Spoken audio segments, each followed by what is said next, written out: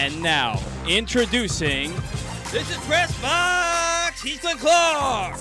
We've got draft coverage for all y'all. I'm his producer, Paul. Glenn Skeet Skeet, call him Trucker. Glenn Skeet Skeet Skeet. He is Glenn Clark. I don't even know what to say to that. I gotta get you hyped. It's draft day. It's draft day. We're gonna do what's best for the team. Good morning. It's Glenn Clark Radio. I'm Glenn. He's Paul. Busy day, long day, lots going on coming up on the program. In just a few minutes, actually, we're going to catch up with Orioles pitcher Spencer Watkins. He's off to a great start. We will, later on this hour, our annual draft, as Ken Zalis will check in with us. He's got his final mock draft up at PressBoxOnline.com. You can go check it out right there. But I'll give you a spoiler. He's got the Ravens taking the same guy everybody else has the Ravens taking in their final mock drafts. So I'm distraught because it means there's no chance it's happening. It's the guy I've wanted all along, and there's no way that it's happening because there's no way everyone is right about it. It's never happened. There's never been a year where everybody said the same guy and everybody was right. Like the year we all thought there was going to be, who was the guy? OJ, what was his name? Huh?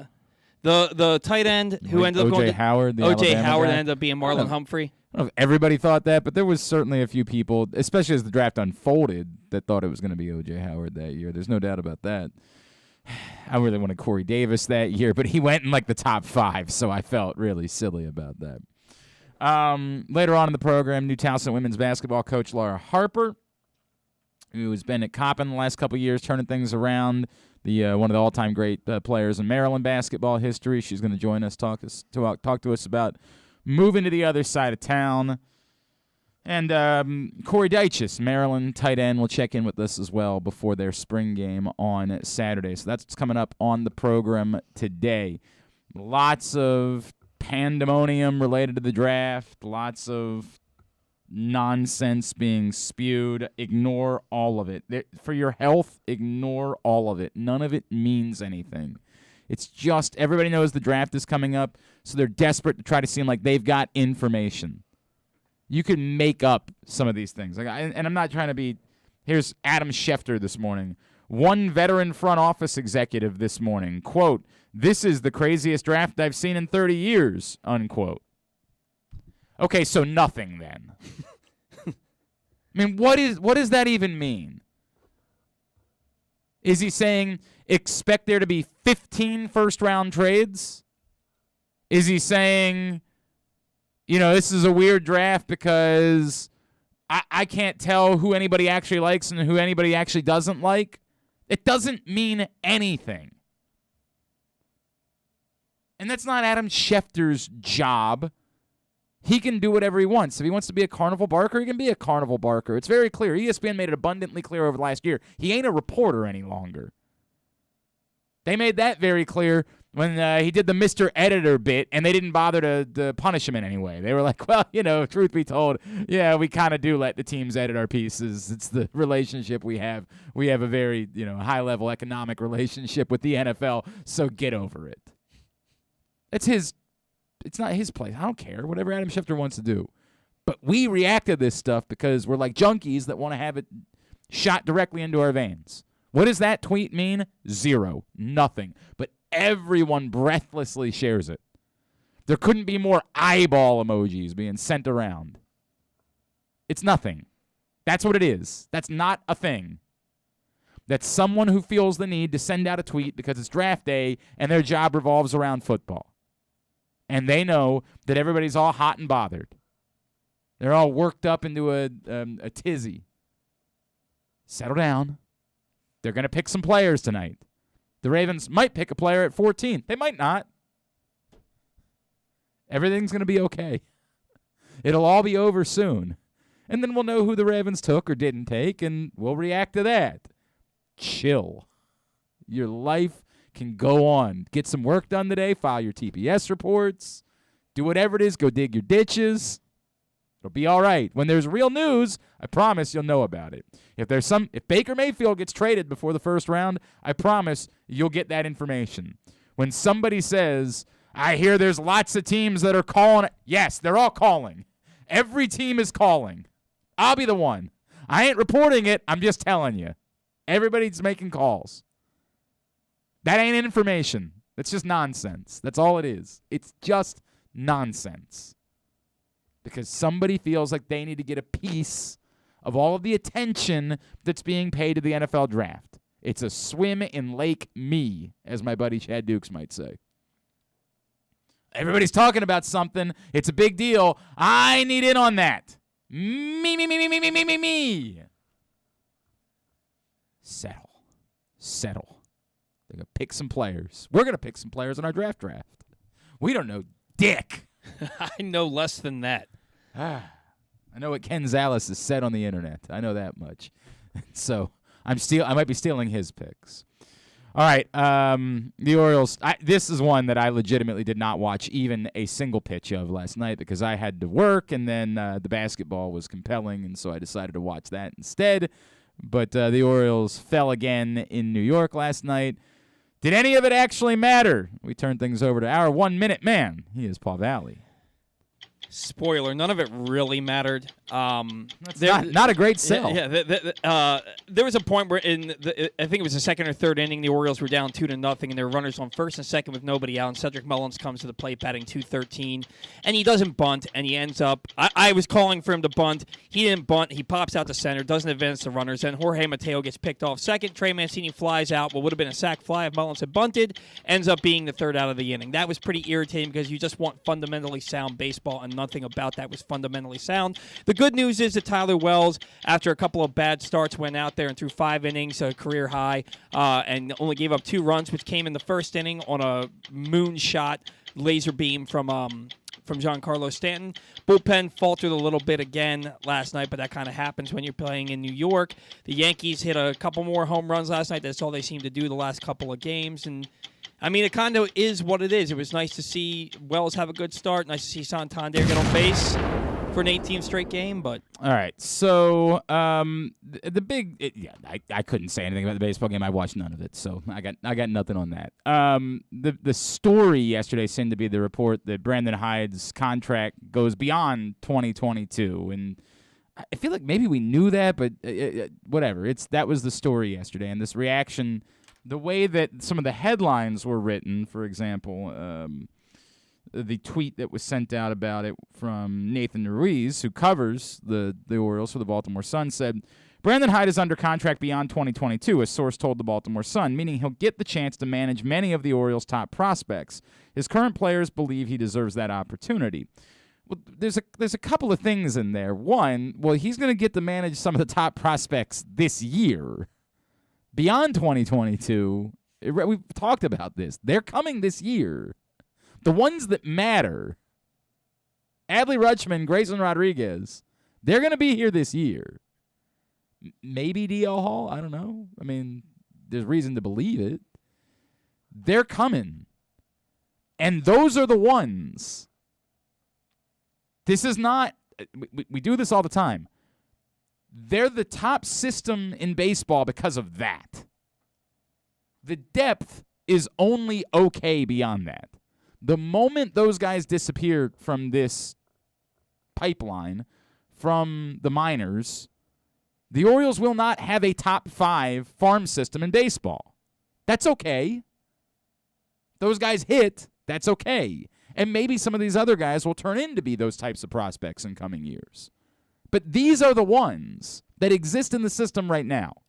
There's going to be another number 1 pick that's going to come into the system this year. And, Colton Cowser might keep developing into a player that can be viewed that way down the road. But he's not thought of in that way. This is the group.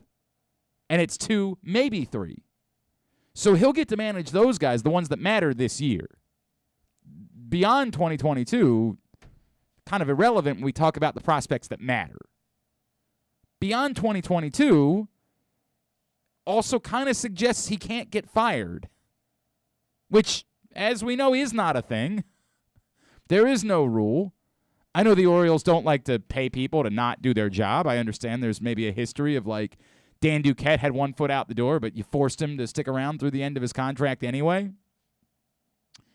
But there's nothing that says that if you think you need a different manager to guide a team, You couldn't fire the current manager, particularly since he does not get paid that much money. Like, you're not talking about inheriting $15 million worth of money that you have to pay to somebody if you fire Brandon Hyde. So the idea that this guarantees that Brandon Hyde is going to be here beyond 2022, also not the case. The Orioles could choose to fire Brandon Hyde at the end of the year and simply say, we think we need to go in a different direction if this were to, say, bottom out. If things fall apart, falling in love with a broken heart, I guess that's why they say good things fall apart, then they absolutely can make that decision and go a different direction than Brandon Hyde. It's why I think the Brandon Hyde side of the conversation is one that's worth bringing up every day when we do this 60-second thing, because it is relevant to me. Is Brandon Hyde actually going to be allowed to see this through? For the most part, we've all assumed not. But if the Orioles can be competitive, more competitive than we expected this year, particularly without John Means, then that becomes a relevant conversation. At some point, do you acknowledge, hey, look, he's doing more than we could have asked him to do with this group of players. Maybe he has a unique touch or a unique feel with this particular group, and he should be kept around to give him a shot with them. I wouldn't bet on it. But, you know, in the world where the Orioles don't love to spend additional money, like, maybe so. Maybe he can earn that opportunity. So that's the only thing that jumped out at me about reading sort of the reaction to that story yesterday about Brandon Hyde, is it felt like it was an acceptance that he's definitely the manager in 2023. And, man, that's not how this works. Yeah, if they lose 100 games again, and it looks like they probably will, and he has these top prospects on the team for more than half the year, I feel like you have to take a serious look at the manager. Again, it's going to depend on whether or not they feel like they're ready to actually spend money to get a manager, because the idea that you're just going to be able to go pick someone and say, hey, you're going to want to come manage Adley Rutschman, right? Like, they know you don't spend money either. Mm-hmm. So it's going to cost something to get that person, and are the Orioles ready to do that? In theory, they should be, maybe, but are they? I don't know the answer to that question. They might very well internally say, well, let's just do this one more year with Brandon Hyde and go for there. But you also don't like having lame duck managers, and that's part of the reason why you do give extensions, and so at no point is your manager in the final year of his contract. But part of the reason you do that is because you also know you can always fire them before the end of that. If the choice is either we got to give you another year or we can just fire you at this point, it doesn't cost us all that much to just fire you. Mm-hmm. I don't have any of the answer. I mean, I don't know. They haven't told me, believe it or not. They've kept me in the dark about how this is all going to go, which is stunning, because normally I'm the first person that gets this type of information, and I don't know if it might be impacted by things that go on the rest of the year. I don't know how they're measuring Brandon Hyde. Because to your point, Paul, they're going to lose a lot of games, almost certainly. But what's the number by which internally they believe Brandon Hyde has surpassed expectations? What's the number by which they think he's done a good job? If they win 70 games somehow, a good job. Would they say, dude, this guy's really good? But if they win 70 games by August and then they lose their last 20, would they then turn around and say, nope, this fell apart, it's a disaster, it's got to go? I don't know. We can't predict the future in that way. Not that I think that they're going to win 70 games by August. Let me make that clear. Not a chance. But you understand what I mean, is that things can – not all win totals are created equal. Sometimes you do really well in a certain stretch, and then, you know, S hits the fan. And the other thing is, how did you lose those games? Also relevant. Were you getting your ass kicked? Were you competitive in them, as they've been a few times of late? Like, these are all relevant questions. I don't know. But I don't think it's a guarantee that Brandon Hyde is the manager next year just because his contract goes through next season. I don't think it works that way. I think we know it doesn't work that way. I think it means he could be the manager next year without getting a new contract, but I don't think it means he will be. And I do think as we have these conversations throughout the year, one of the things we're going to be talking about is, does it seem like, is there a way that we can judge that the manager is doing a good job? And so far, for the entirety of Brandon Hyde's tenure, I'd sort of say, I don't know. There's no way to tell. It's very difficult to tell. I don't really know if Brandon Hyde's a good manager or not, unfortunately. That's just the reality of the circumstances. Orioles will wrap up the series in New York this afternoon. Today's show brought to you by the Baltimore Police. Join a proud new generation of Baltimore Police and make an active difference in your community. Start with competitive wages and excellent benefits on day one. Join for good, bpdrecruit.org. Speaking of the Baltimore Orioles, this man took a couple of minutes for us before the game last night. Appreciate him doing that. He's off to a very good start. He's Spencer Watkins, pitcher for your Baltimore Orioles, and he's with us here on Glenn Clark Radio. Been a pretty good start to the season for our next guest. Through 3 starts, he is looking quite good, and looked really good in Anaheim the other night when he outdueled Noah Syndergaard, made Shohei Ohtani look foolish, and now he gets ready to return home and pitch this weekend against the Red Sox. It is a pleasure to welcome into the program Orioles pitcher Spencer Watkins, who's with us now on GCR. Spencer, it's Glenn in Baltimore. It's great to chat with you, man. Thank you for taking a couple of minutes for us. Yeah, Glenn, first off, I appreciate the kind words there. It's awesome. Appreciate you having me on. I got to imagine it's feeling good for you right now. Can you just sort of take me through, after getting that first taste a year ago, what the offseason was like? What were the priorities? Did you feel really good about where you were coming into this year? Yeah, getting that first taste of the big leagues is something everybody, every young baseball player dreams of. So to get that opportunity was, incredible, and I can't thank the Orioles organization enough for believing in me for that. And it just kind of segued into my off season, made me, a little bit hungrier, I'd say, than the years in past. I've always been hungry for success, but there's something about getting back to the big leagues that may drive you a little bit more. So going into the off season and luckily we were able to get, some stuff figured out with the Orioles prior to the lockout and everything. So I had an idea of where I was headed. Mm-hmm. I knew I had an opportunity to pitch in the big leagues with the Orioles. So, my drive in the off season was to do whatever I could to put me in a position to do that. We've seen this new or at least improved slider this season from you. Can you take me through adding that a little bit into your repertoire? And it seems like that fourth pitch has really been critical in the success that we've seen from you early on.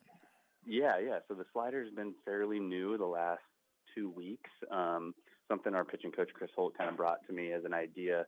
We had messed around with some thoughts last year on it, and, we were working through adding the changeup and everything last year. So once we got to a point where we felt that was a good addition, we stretched out to see if we could make the ball move a little bit of a different direction, more than north and south. So we can go some east and west. So yeah, we worked around with a grip, something that our pitching coach and our analytics team brought to us, and we've just been fine tuning it in the bullpens and been able to kind of showcase it a little bit here and there in the games. When you say that it came in the last 2 weeks, I feel like I would be terrified to introduce something at the major league. I'd be like, hey man, maybe we do that in the off season, right? Maybe we do that in the spring. Maybe not when these are the games that count and that I'm going to be judged by, and these stats will hang over me for forever. Were you at all nervous, trepidatious about doing that at the major league? Yeah, there was a little bit of second guessing happening, but the work we had put in prior to that first game in Oakland where I busted it out, I felt really good with it. I felt comfortable, and I felt like I was, confident enough to bring it into a game. And something that kind of has been instilled in me throughout my career is you just kind of, you compete with what you got. And something, so I kind of just took a little bit from that and said, let's give this a shot and see how it plays. And, luckily it was playing out pretty well. Yeah, it worked out okay. There's no doubt about that. Spencer Watkins is with us here on GCR. The Orioles are back home this weekend taking on the Red Sox, and what's very cool is that they have extended the 1992 pricing for tickets, so you can get tickets starting as low as $4 throughout this homestand. Yeah, right? That's awesome. pretty good, right? That's fantastic. Of absolutely. Of course, you remember lots of things about 1992, Spencer, right? Since you were. I was learning how to drink milk at that point in time. So yes, get your tickets right now as the Orioles return home this weekend. Spencer, you mentioned that start in Oakland. I know the first one was decent, but a little bit shaky. Did that start do something for you that you pitched so well and deeper into the game that gave you an amount of confidence about what might be to come? I think the Oakland game was a good kind of pace setter for me. The first game, the first one out of the way, get some, any sort of jitters or anything, clean up any sort of, or knock off any rust, I should say, with the shortened spring and everything. So it was a good pace kind of to get into Oakland and have some success with, everything we've been working on. The pitching staff as well. I mean, the staff as a whole we have here is incredible and addressing things between starts or between outings for guys and having good days of work. So we put a lot of really good work going into that Oakland series, and then, to be able to execute the stuff we had worked on, whether it was mechanical or pitch sequencing or things like that, is a big confidence boost going into, to LA as well as, these next few starts. And then on top of that, just how incredible our pitching staff's been throwing is a confidence boost to all of us. You see each guy go out and you want to go out there and duplicate what he's doing. So it's been a good kind of atmosphere as a whole leading up to these starts. You talk about, obviously, there was not much expected of this staff coming into this season. And look, technically, I guess on opening day, you didn't know that you were going to be part of this staff at that point. Did that create a chip on the shoulder type of mentality? Did you guys try to use – look, what Bruce is doing is nuts. I mean, it's insane what Bruce is doing to start the season. Did you guys talk about that at all or sort of say, like, hey, we've got something to prove here? I think, all of us are at a point where we're making names for ourselves. Yeah. We're all young. We're all new in the big leagues in a sense, and we're out here, have it with a great opportunity ahead of us. And something in spring training, we had a really great team meeting, just kind of saying, what, their expectations are one thing, but it's how we bounce, how we respond, and how we go about our business is another thing. So that's something I think everybody took into their hearts as a whole, and is using that as just a little bit of motivation to kind of just keep pushing and seeing what we can do and what kind of ways we can make. Are you the type, so after the start in Anaheim, everybody said, boy, that was great from Spencer Watkins, right? That was everything you could ask for him against a tough lineup. Are you the type of person that can feel good about that, or are you the type of person that goes home and says, yeah, but I'm still pissed about what happened against Trout? I could definitely, once I separate myself from the field, I'm able to assess my outings and really see all the positives that are there. There's frustration during, I'm a competitive guy, so there's frustrations during whether it's, a misexecuted pitch or a result or whatever that is. But once I step away from the diamond, I can assess my outing and I can always pull away a lot of positives. That's been something I've been fortunate enough to be able to do is pull out those positives, even if it's a bad outing, and line some stuff up that we can work on in that week. But, yeah, I've always been a guy that can kind of pull out the positives pretty easily. Yeah, and by the way, that wasn't a bad outing, obviously. No, of course. Yeah, that was a good outing. In the past, in the past, if I say I had a bad outing, I'm still able to step aside, say, hey, I did this really well, or things like that. So I've always been able to do that. Probably a healthier way to approach being a. Yeah, because there were definitely times when I didn't do that, and that doesn't fare very well. So you learn, as you go through your career, you learn how to be a pro. You learn how to go through that stuff.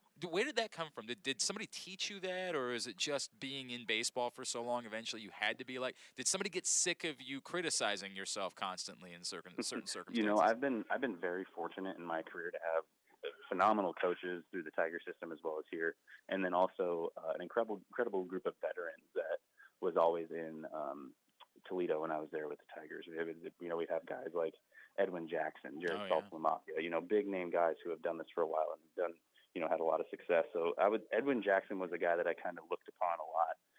Just kind of, and it was really only a brief time that I was there with him, but I just, kind of just kept an eye on him and how he went about his business, and he was always focusing on positives, whether he gave up 9 in an inning or he went 9 innings with no runs. He was always looking at positive stuff, always talking about positive things. So, things like that, just seeing from the veterans as I've gone through my career and just pick things from their brain or things like that, and just try and emulate what they're trying to do, because they've done it for a while and they've been very successful. Spencer, I don't know if you got to spend much time with him in spring training, and I don't want to take anything away from your current catchers, but obviously everyone's excited about Adley Rutschman, who's looking like he's going to be here pretty soon, as he's got the assignment in Aberdeen this week, and it's off to a good start. How excited are you, knowing just how talented that young man is? How excited are you for the opportunity to work with him here in the coming weeks? Yeah, no, he's impressive. I mean, he's got that top prospect name for a reason. but a ton of excitement, absolutely. I mean, he's far advanced for his years in the game, and it's like I said before, it's just impressive to watch him go about his business. I've gotten to spend a decent amount of time with him, a little bit in AAA last year, and then spring training the last 2 years. And he's an absolute sponge. He soaks in every bit of info he can get from us, from other catchers, things like that. And he's got an immense feel for the game behind the plate. It's pretty incredible, and it's fun to watch. It's cool. Obviously, everybody's very fired up about that. Right now, we're just fired up about the fact that you guys have been awfully competitive. Are you feeling a sense of, hey, maybe we're a little bit better than people realize we are? We feel not just the pitchers, but as on the whole, right? The bats have come alive a little bit. Like, oh yeah. Are you absolutely? You feeling these that?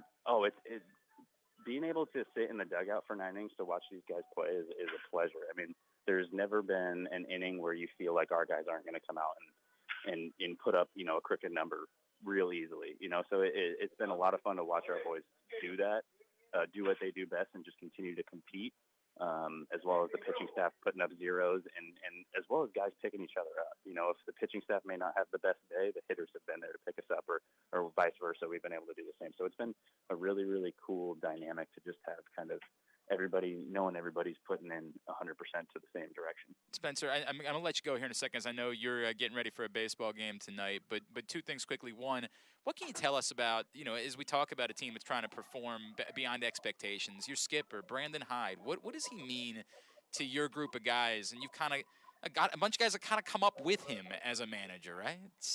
Yeah, absolutely. I mean, Hyder is an incredible leader, incredible, manager. He's instilled since the first day of spring. We're here to perform. We're not here to try and fulfill expectations, or a lot of people want us to underfill these expectations. He says that doesn't matter. That's different. We're here to perform. We're a big league ball club, and we'll conduct ourselves as so. And he does a great job of making sure everybody's where they need to be, making sure everybody's in the right mindset. It's just an all-around good leader. That's awesome. And then tell me a little bit about you, Spencer. I tried to follow you on Twitter and Instagram, and I saw you were private, and so I get that, man. Not everybody wants all their business out there, but what do we need to know about you, dude? Like, what outside of baseball, what are you all about? What are you into? What is life like for Spencer Watkins? Yeah, outside of baseball, I'm super easygoing. I think you could ask anybody in the clubhouse, outside of the clubhouse. I'm a very easygoing guy. I just love to kind of take the days as they come. But something I really enjoy doing is teaching the game. Cool. I've coached youth baseball for the past 4 years in the off seasons. I've had a same 11U team. There are now 15 now, or sorry, a 12U team that's now 16 that I've been coaching the past few years, and just a lot of connections with them, and then as well doing lessons and stuff like that, and just spreading the game throughout Arizona and stuff like that, as well as just spending quality time with my beautiful wife and my family. And we got 2 dogs at home. And, awesome. Yeah, it's just I try and just take life as it comes and enjoy it. Important question. What are the dogs? I asked this only because I recently learned that Grayson Rodriguez's dog is named Ace, and it's my favorite thing that I've ever heard in my life. What are your dogs' names? We have 2 dogs. We have Leo, who's a German Shepherd Border Collie mix, and we have Luna, who's a Black Lab Pit Bull mix. So you're not willing to go as far. You're not willing to go as far as Ace, but I get that. No, not quite Ace. Yeah, not quite there yet. But yeah, Leo and Luna, that's our 2 babies. Again, 1992 pricing throughout the entire homestand this weekend and next week for the Baltimore Orioles. Tickets start as low as $4 to get out and see the Birds starting this weekend against the Red Sox. Spencer Watkins, man, really appreciate you taking a couple of minutes for us. Look forward to seeing you this weekend, and look forward to continuing to see you and the entire team's success as the year goes on. Awesome, man. I appreciate you having me on. Thank you. All right, that's Spencer Watkins joining us here on GCR. And I am aware, Brian pointed out this, there are some restrictions about, when you could get the 1992 pricing for which game. Go to Orioles.com. They'll explain all of that for you as far as the 1992 pricing for tickets is concerned. But Spencer Watkins, an interesting, a guy that can maybe pitch his way into being a perhaps commodity for the Orioles. We'll find out. I'm not trying to trade him away already, but pitching is the one thing that actually can get you something. And even if somebody comes into a year not thought of as being a guy that anybody wanted necessarily, if somebody is proving that they can go out every 5th day and deliver against major league hitters for the first 3 to 4 months of the season, that's an asset. That's an asset because every team has a need for that. I'm not saying that you can get something significant, but it becomes an asset. That's the one thing that no matter what, whatever the track record is, everybody needs it. So got a long way to go. We're 3 starts in, long way to go. But Spencer Watkins perhaps elevating his profile for the Baltimore Orioles. We come back in our draft. Ken Zalis is going to join us. We're going to pick the players that we think will be picked by the Ravens. We'll explain. That's next. Today's show brought to you by your local Toyota dealer, buyatoyota.com. Make the most out of every day in a Toyota RAV4, available in hybrid or gas-only models. A RAV4 can get you where you want to go in style. Check out buyatoyota.com for deals on new RAV4s from your local Toyota dealer today. Glenn Clark Radio. Sports fans, the wait is over. The all-new FanDuel Sportsbook is now open at Live Casino and Hotel in Hanover, Maryland. This is your chance to win big right in your own backyard. Bet on every sport with self-service kiosks and watch all of the action from the best seat in the house. Make every moment more at the all-new FanDuel Sportsbook at Live Casino and Hotel in Hanover. Please play responsibly. Gambling problem? Please call 1-800-GAMBLER or visit mdgamblinghelp.org. The biggest pro wrestling stars today and all time all have one thing in common. You've heard them on Jobbing Out. Matt and Nick Jackson, the Young Bucks. Thanks for having us, man. Appreciate it. The great Kurt Angle. Thanks for having me on the show. I appreciate it. Matt Riddle. Yeah, man. Thanks, man. The champ, Drew McIntyre. Oh, thank you for having me. The great Ron Simmons. Damn.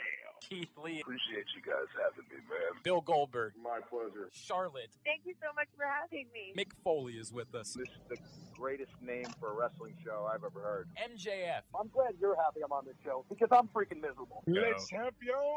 Chris Jericho. Le champion. AJ, Aaron, Brandon, and Glenn are talking pro wrestling every week on Jobbing Out. Find it at PressBoxOnline.com/radio, iTunes, and SoundCloud.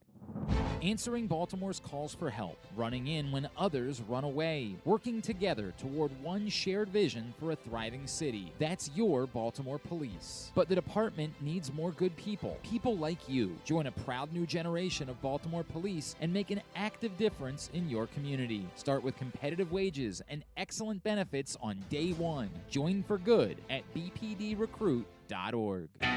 Stan the Fan here, welcoming back one of my favorite sponsors, the Costas Inn. And everybody around Baltimore knows the Costas Inn is a great place to go and grab crabs, steaks, salads, soups, whatever's on your mind to eat in person. But did you know that the Costas Inn has upped their game? They are now one of the premier takeout places in Baltimore. Give them a call now to order your food, 410-477-1975. That's the Costas Inn, over 4100 North Point Boulevard.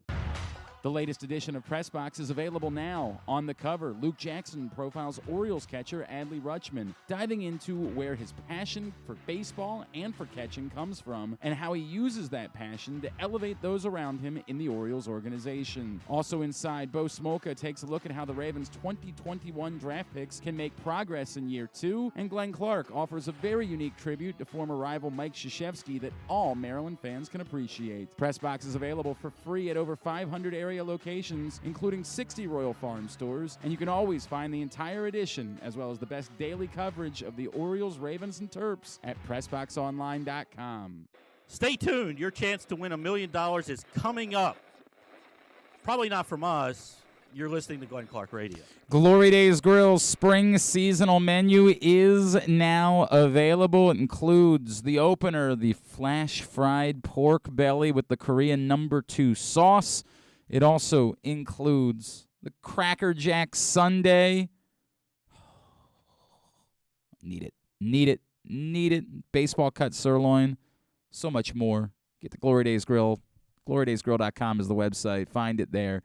The spring seasonal menu available at your neighborhood Glory Days Grill. All right, we have reached the day of the NFL draft. Tonight, first round of the draft. Project Game Day Draft Special will be available. Same locations, Facebook.com/PressBoxSports, PressBoxOnline.com/radio, YouTube.com/PressBoxOnline. The man who will be hosting this year is I Am Unavailable. He is our NFL draft analyst here at PressBox. He is Ken Zalis. He's with us now here on GCR. What's up, KZ?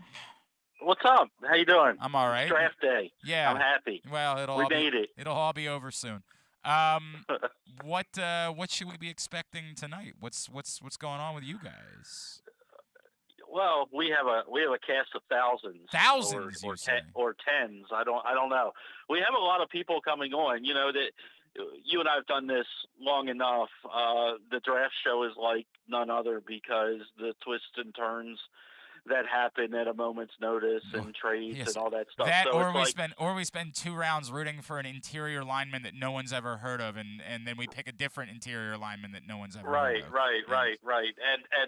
And it's just so I may have 10 or so people lined up, including some of our favorites like Stan the Fan and Bo Smoka and Jeremy Kahn and a couple other draft analysts from around Baltimore and beyond. But I can't tell you when they're going to be on or how long they're going to be on because the draft dictates that for us. So it'll be fun. But me and Joe Serpico, local sports writer, will take you through, and always a lot of fun and always a lot of anticipation of, to finally put some of these names to teams. And Paul Valley's going to be joining you guys tonight as well. Paul Valley's going to be joining us, and a big thank you to Paul Valley. It cannot be done without him. There you go. So we're looking forward to that tonight. Now, this is by the way, before we get into the draft, I saw your most recent mock draft, and I made a comment about this last night. It is overwhelming. Absurd. Now. Absurd. Suddenly, in the last 48 hours, literally everyone has zeroed in on Jordan Davis as being the Baltimore Ravens selection with the number 14 pick. Now, as you know, I am a Jordan Davis guy. I have been a Jordan Davis guy for some time.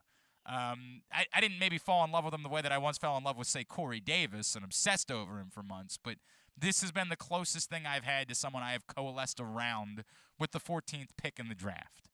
I am convinced that there is too much. I mean, it's everyone. It's Jeremiah. It's Matt Miller. It's all everybody. Of them. Everybody's on it. And here's why everybody's on it. I think if one of the top 4 edge rushers or one of the top 2 cornerbacks were to fall into the Ravens' lap, they would be the pick, because that not only are you getting a premium player, but you're getting a premium player in a really big need for the Ravens. Edge rusher and cornerback, to me, are the top 2 needs if Ronnie Stanley is healthy like they say he's going to be. We'll play that game later tonight. Yep. But with all these mocks, and including the final one I did, all those guys are gone, and they're gone really early. Now, could the Ravens jump up to 9 or 10 and maybe get one of those guys and take a couple of the 4th rounders to get there? Sure, they can. But when I do a mock and when lots of people do mocks, we don't like to predict trades because they're very difficult. You're just literally throwing everything into the wind, and you're saying, well, I think X player belongs on X team, so I'm going to make it so, and I'm going to make this trade. You're not looking at what it would cost to get there and what picks they have. It's just a lot of fun. So I never predict trades in my mock. So at 14, I think that's the guy. I think he makes a lot of sense. And I didn't start this process as big a Jordan Davis fan as you did. But he's one of one, and he's a unicorn. And guys this size don't happen in the NFL, and you have a chance to take him, and he fits what the Ravens like to do.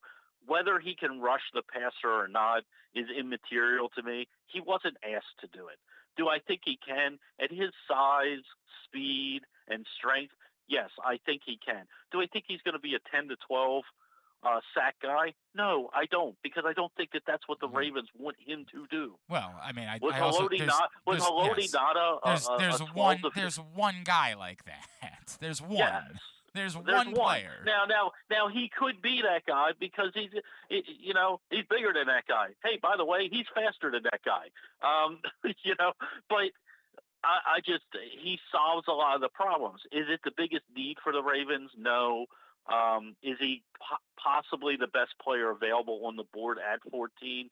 I think he could be, and that's why he's the pick for me. All right, we will find out. So it is time for our draft. If you've never been with us for this before, the idea is very simple. We're going to select players. I don't know how many because it's going to be time dependent. Oh, my God. What we're selecting is who we think the Ravens might draft at some point during this weekend. To be abundantly clear, we have no effing clue. We're just guessing. But when we do these things, like when y'all do your mock drafts, we want there to be something that we do it for. There needs to be something at stake. Oh, steak sounds good. We should get that baseball cut Steak sirloin sounds from good, Glory yeah. Days Grill. So there's a penalty that comes with whoever gets the fewest. And it's the fewest and ties. So, like, if two of us both have 0 players, then both of us have to pay the penalty. If somehow we draft these players and all of us only get, like, 1, then we all have to pay the penalty.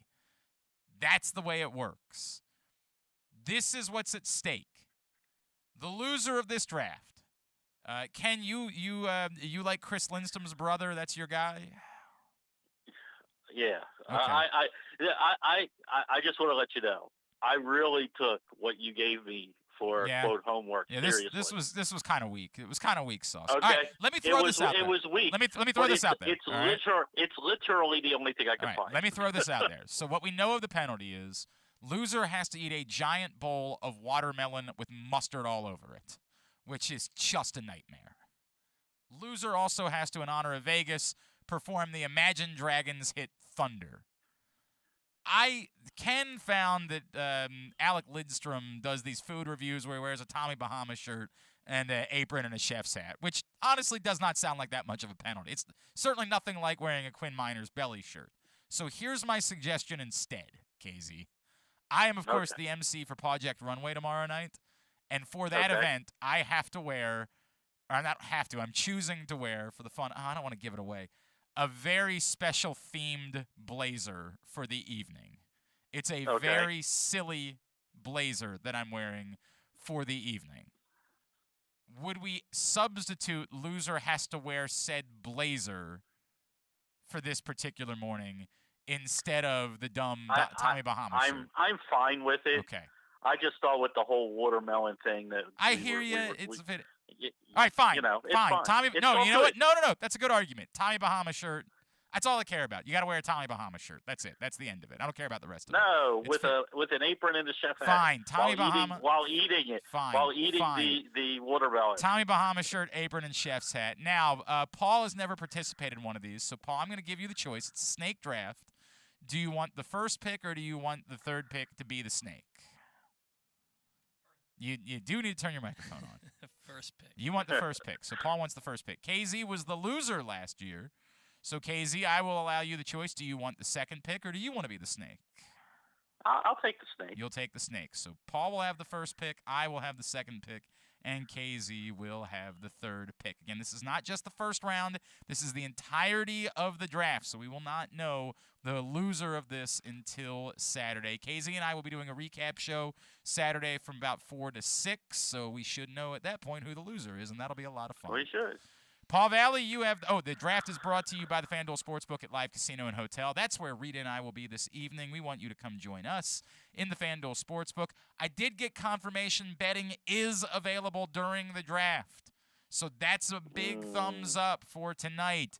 You will be able to make bets on who somebody's going to take. It probably will not be synced up with the TV because there will be leaks. So, like, when the pick gets made, you probably won't be able to race up and make the bet on the next pick because it'll probably have already been leaked out by that point. But you can bet live during the draft tonight with us in the FanDuel Sportsbook at Live Casino and Hotel.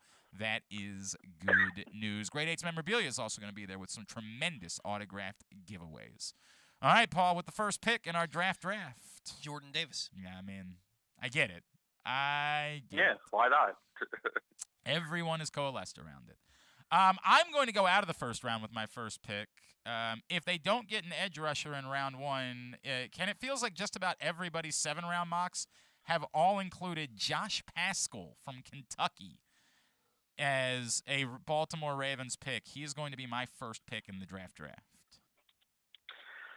Okay, I'm gonna go first. If they don't take Jordan Davis, I'm gonna say they take Trevor Penning out of Northern Iowa, and I'm also gonna say that they have a possibility to trade up in this draft and maybe take Jermaine Johnson. Okay, Jermaine Johnson, the edge rusher from Florida State.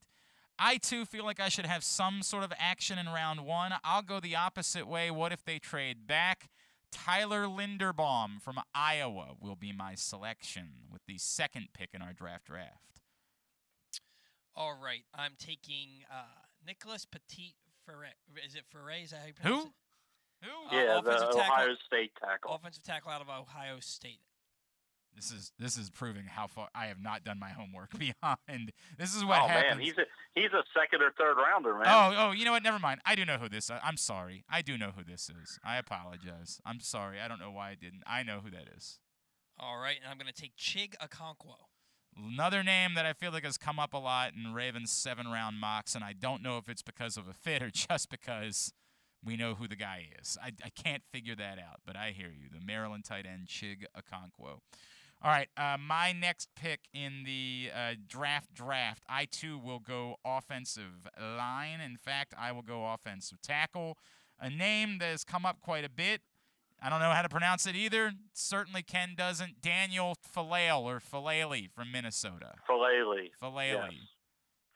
You want me to trust you? Wait a second. Are you asking me to trust you about a pronunciation? In this one, no. Okay. I'm gonna continue with a possible first rounder. Probably wasting 3 of my first 3 picks. But Trent McDuffie, the cornerback out of Washington. Sure. And then I will go for an offensive lineman a little bit later in the draft, Rasheed Walker out of Penn State. All right. I've kind of started cornering centers. I'm going to go Cole Strange from Chattanooga as my next pick. I'm going to take running back James Cook. Ooh, we know he visited, of course, the younger brother of Dalvin Cook. Yes.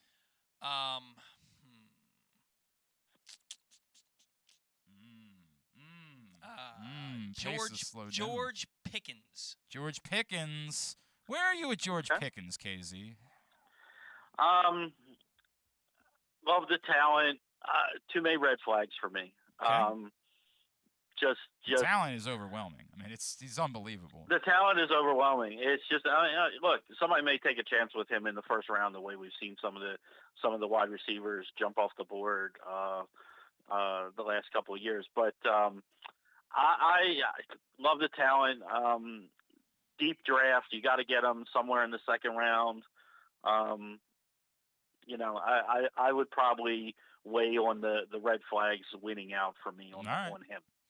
We're in the 5th round of our draft. Ken Zalis is with us. I need in on the tight end market. I'm going to go with Isaiah Likely from Coastal Carolina.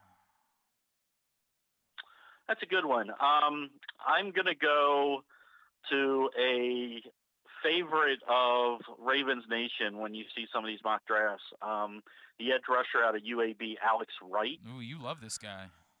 Love him. I'm talking him to existence. The other guy that I'm going to talk into existence a little bit later, Zach Tom out of Wake Forest. I wanted to steal him from you, so I'm a little bit disappointed about that. I wanted to take him out from underneath you. I am going to, I think, choose a corner of the tight end market, and I'm also going to take Jelani Woods from Virginia. I just feel like somewhere in those mid-rounds, the Baltimore Ravens, they are getting themselves a tight end, and I got now a couple of options there. So I'll take Jelani Woods as well. Josh Ross. Okay. Somebody that we had on this program from Michigan, linebacker. Yeah, I think the Ravens need some help at linebacker. He played at Michigan under Mike McDaniel. I just feel like if they're going to take he definitely didn't play under Mike McDaniel. He didn't play there? He played for Mike McDonald. Mike McDonald. But not Mike McDaniel. Sorry. Yeah. You know what? A lot of people have made the exact same mistake. You are an exclusive company of everyone. I called Luis Severino Pedro Severino. They're definitely different guys. I assure you of that too. Let's go Drake Jackson, edge rusher out of USC. You know, there's been some talk about him maybe going a little bit earlier than people expected, Ken. Yeah, there's been some first-round buzz on him. I don't have that type of grade on him, I'll be honest. There are a lot of guys that I like a lot more, but it only takes one, as they say. And good player. He's going to go in the top 2 to 3 rounds if he doesn't wind up in the first round. But usually when you all of a sudden get this late movement, there's usually truth to it. All right, very good. I too want to dip back in. I think I just said something else there. I want to dip back into the edge rusher department. I am not really sure exactly where some of these guys are going to end up going. I'm just gonna do it. David Ajabo is going to be my pick here. That was my next pick. And my issue here is that I'm starting to get a sense that there are people that still think he could end up finding his way into the first round, Ken. Yeah, I think when you look at the back half of the first round, you look at Kansas City, you're starting to get into some playoff teams that rosters are pretty deep. I can see it. I think he winds up in the second, but it's not. He's in that list of about 7 guys that I left out of my mock that not going to surprise me that he's in there. All right. I'm going to continue with the edge because I think they get 2 in this draft at some point. And I'm going to go Cameron Thomas, the edge out of San Diego State. And I'm also going to go, I think if they do not take Jordan Davis in the first round, somewhere along the way they are going to grab interior defensive lineman, and that guy could be Thomas Booker out of Stanford. The Gilman alum, Baltimore's own. I like him a lot. Yeah, I like him a lot. All right, I need to get into the cornerback market because I have not touched it yet, and they're definitely taking cornerbacks, so that's a mistake on my part. How about Tariq Woolen from Texas San Antonio? How you feel about him, huh? Love this kid. Love him. There are going to be teams that are going to say, oh, he plays a little bit loose and things like that, takes too many risks. But size, speed, you just can't teach the type of things that he does. Played at Texas, El Paso, so a little bit step up in competition, but really like that kid. All right, Paul, 2 picks. I'm going back-to-back corners here. I'm going to take Derek Stingley. Ooh, there's a lot of talk about him going as early as number 3 now in this draft. Yeah. Where did that come from, by the way? Well, because of the only thing knocking him down is the injuries, but to me, it's enough to knock him below Gardner. That would be an interesting. That'd be a lot of trust. I mean, what's it, lymph fracture or whatever it's called that he has in his foot with the pins. I mean, that's real, and players struggle with that later in their careers. And then I'm going Andrew Booth Jr. out of Clemson. Like him. All right. So there's a couple early picks. I got to start dipping the later into the draft. I got to go that route. I know. You know what? This would be one that Ken would be excited about if the Baltimore Ravens were to make that pick. I'm going with Missouri running back Tyler Beatty. I would be excited about that, but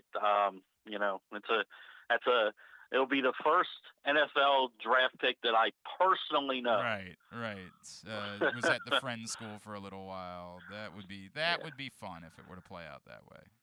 So I haven't dipped my toe too much in the cornerback market here. I'm going to go Colby Bryant out of Cincinnati. Kobe Bryant. Yeah, I was going to say. Kobe Bryant. I was like, wait a second. And then I'm going to go Cam Taylor-Britt out of Nebraska. Cam Taylor-Britt. All right, we are in round 10 of our draft. I, too, want to go back to the cornerback.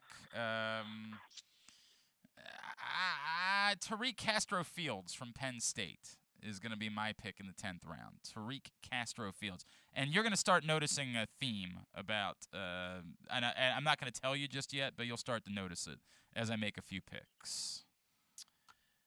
Nick Cross. Okay, another Maryland player. You're cornering the market on Maryland guys right now.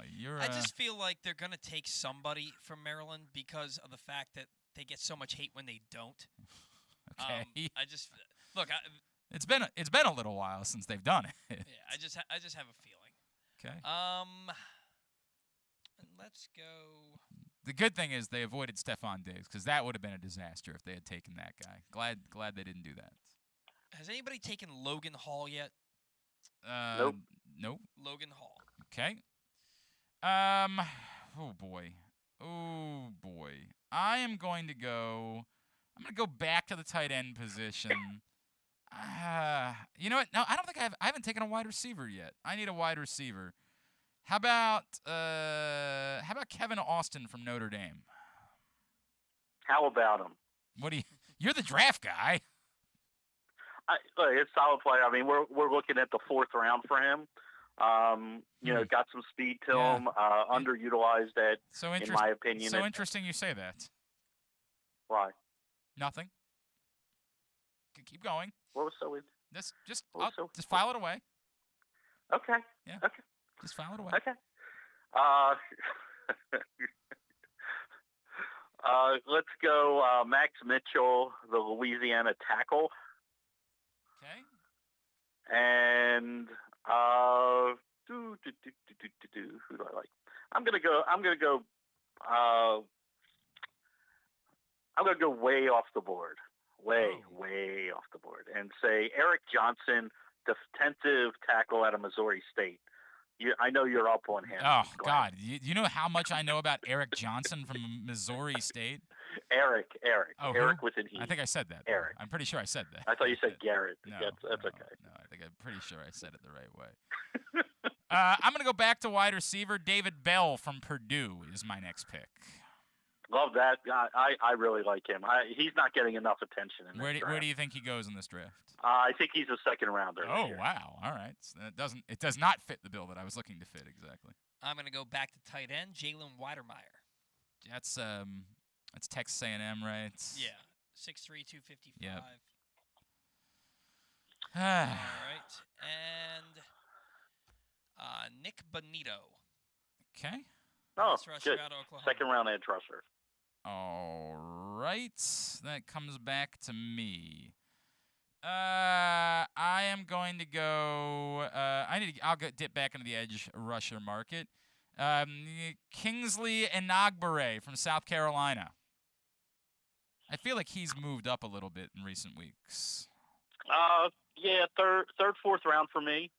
Just wrote about him. He's on one of my Ravens mock that I do. The might be, could be, maybe in the 4th round for me. Excellent off the edge, good speed guy. So like him a lot. Let's go Luke Godecki, offensive lineman from Central Michigan. And Jalen Watson, cornerback from Washington State. All right. Boy, every year I forget. I know. I forget we get to this portion of the program where I'm like, right. Only Ken knows who these guys are. You should be doing a better job of saying something about them when we should be like, here's an interesting tidbit about this guy. What are we in the 14th round? 14th round of this draft. I will go with Brian Cook, the safety from Cincinnati. Yeah, I mean, anybody that played in the secondary from Cincinnati is getting drafted in this draft at some point. Where do you think he's going to go, Brian Cook? I think he's somewhere late day 2, early day 3. I think a third, 4th round type guy. Okay. Safeties are going to be interesting. With Kyle Hamilton seemingly being pushed down in the draft, it'll be interesting how many safeties go in the 1st round. I think there could be up to 3. If you start to see up to 3 safeties in the 1st round, it means safeties are going to go a lot higher than we all expected in this draft. 2 picks for Paul Valley. All right. I just had him, and I lost him. Not great. JoJo Doman? Actually, I know his mom quite well.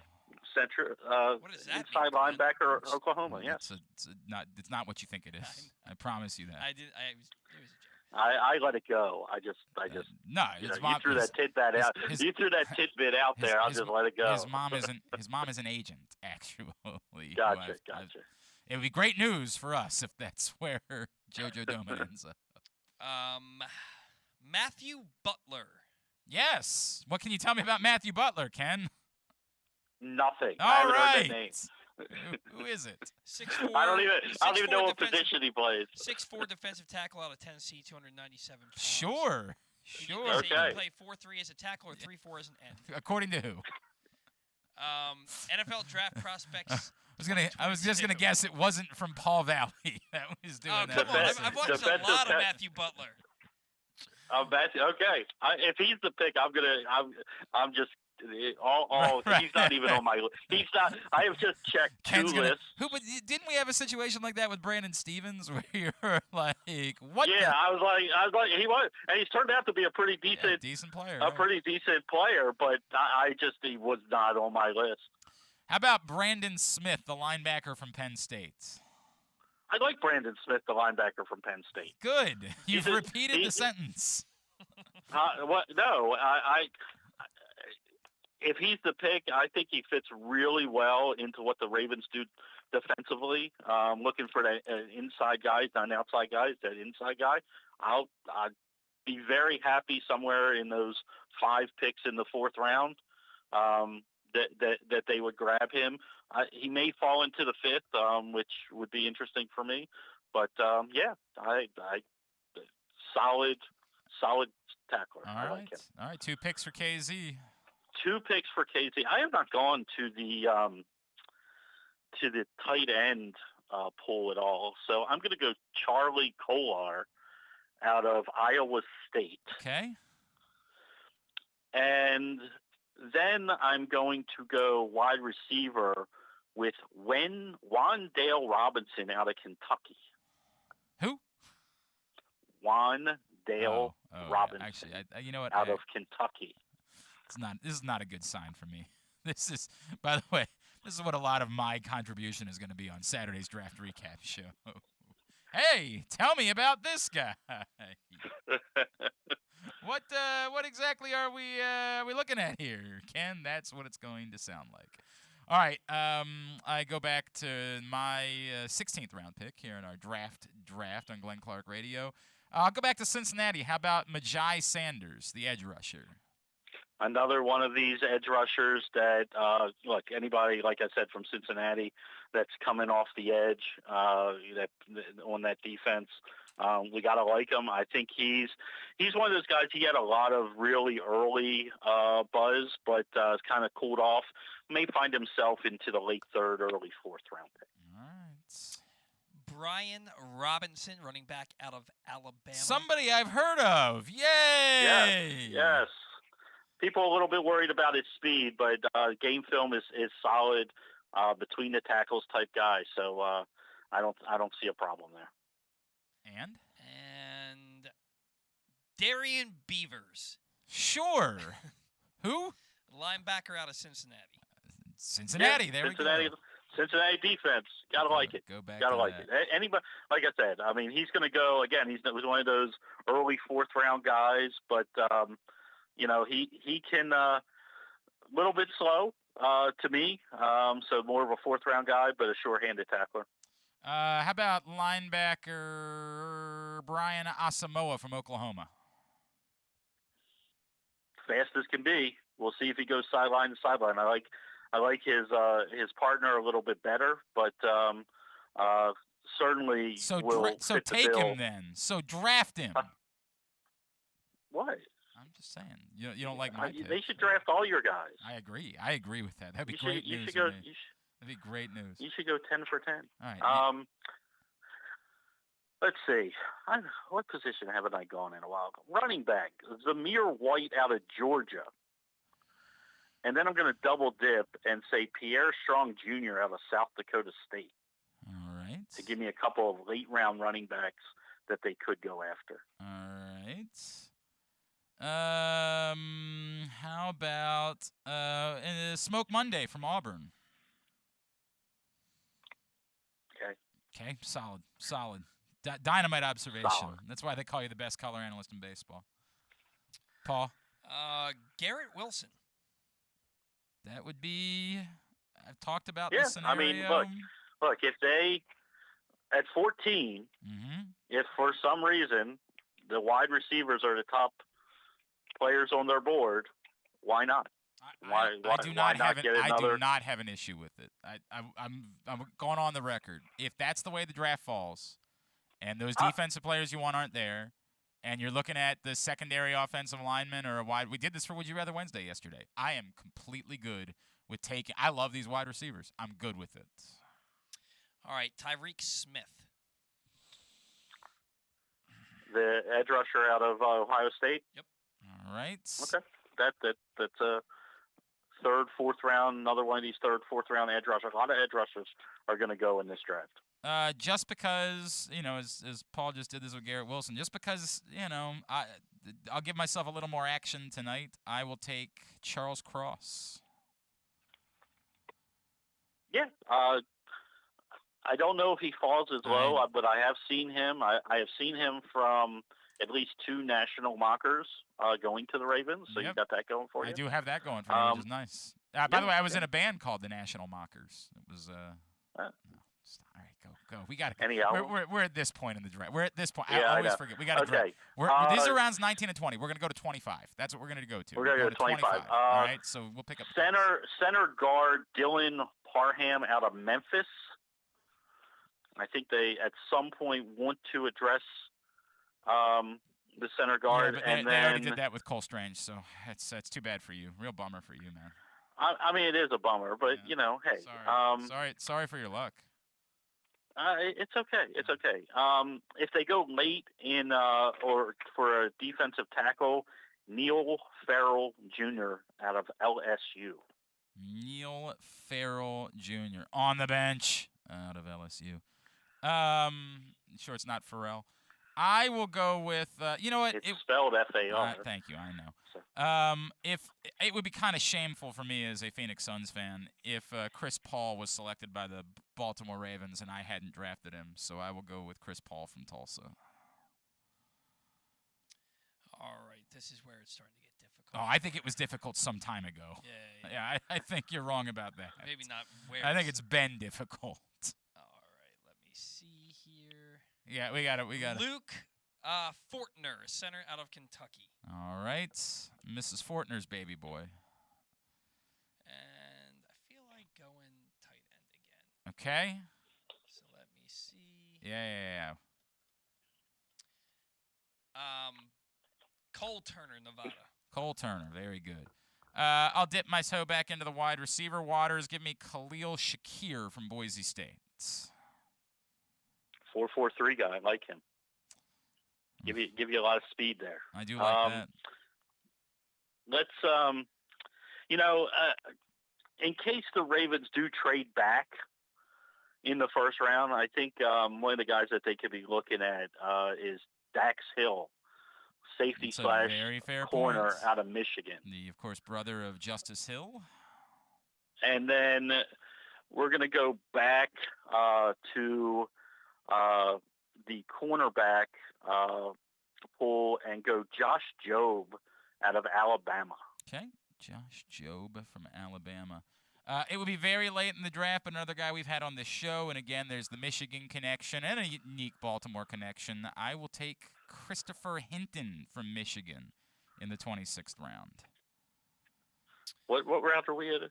We are in the 22nd, sorry. 22nd round. 22nd? Yeah. 22nd round. Yeah, 22nd round.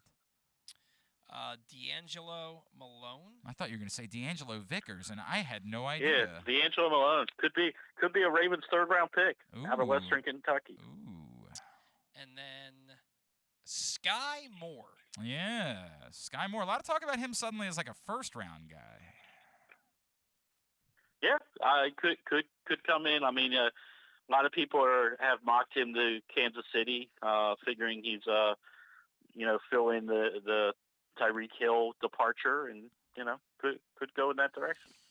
All right, we got 3. I got 3 more picks that I got to make in this thing. I'm gonna go Marquise Bell from Florida A&M, safety. That I also feel like in the early going, everyone in their 7-round mock drafts was taking for the Ravens. Yeah,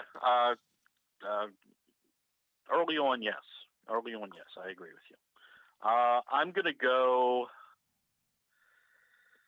I'm going to go Kalen Barnes, cornerback out of Baylor. Sure.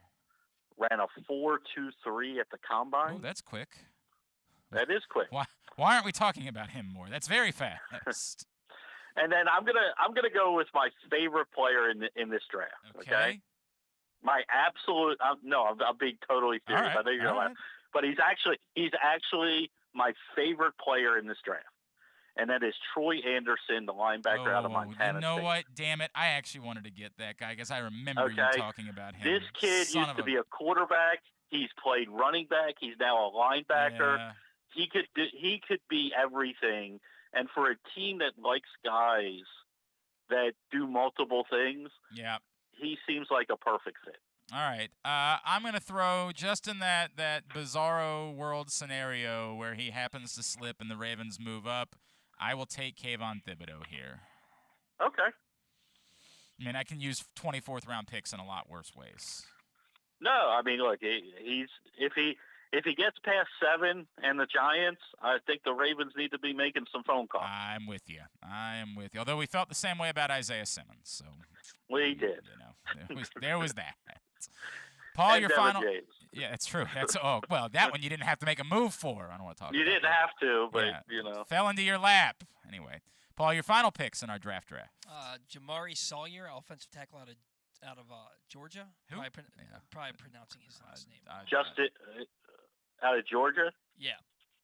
Okay. Yep. And Sawyer. Okay. Yep.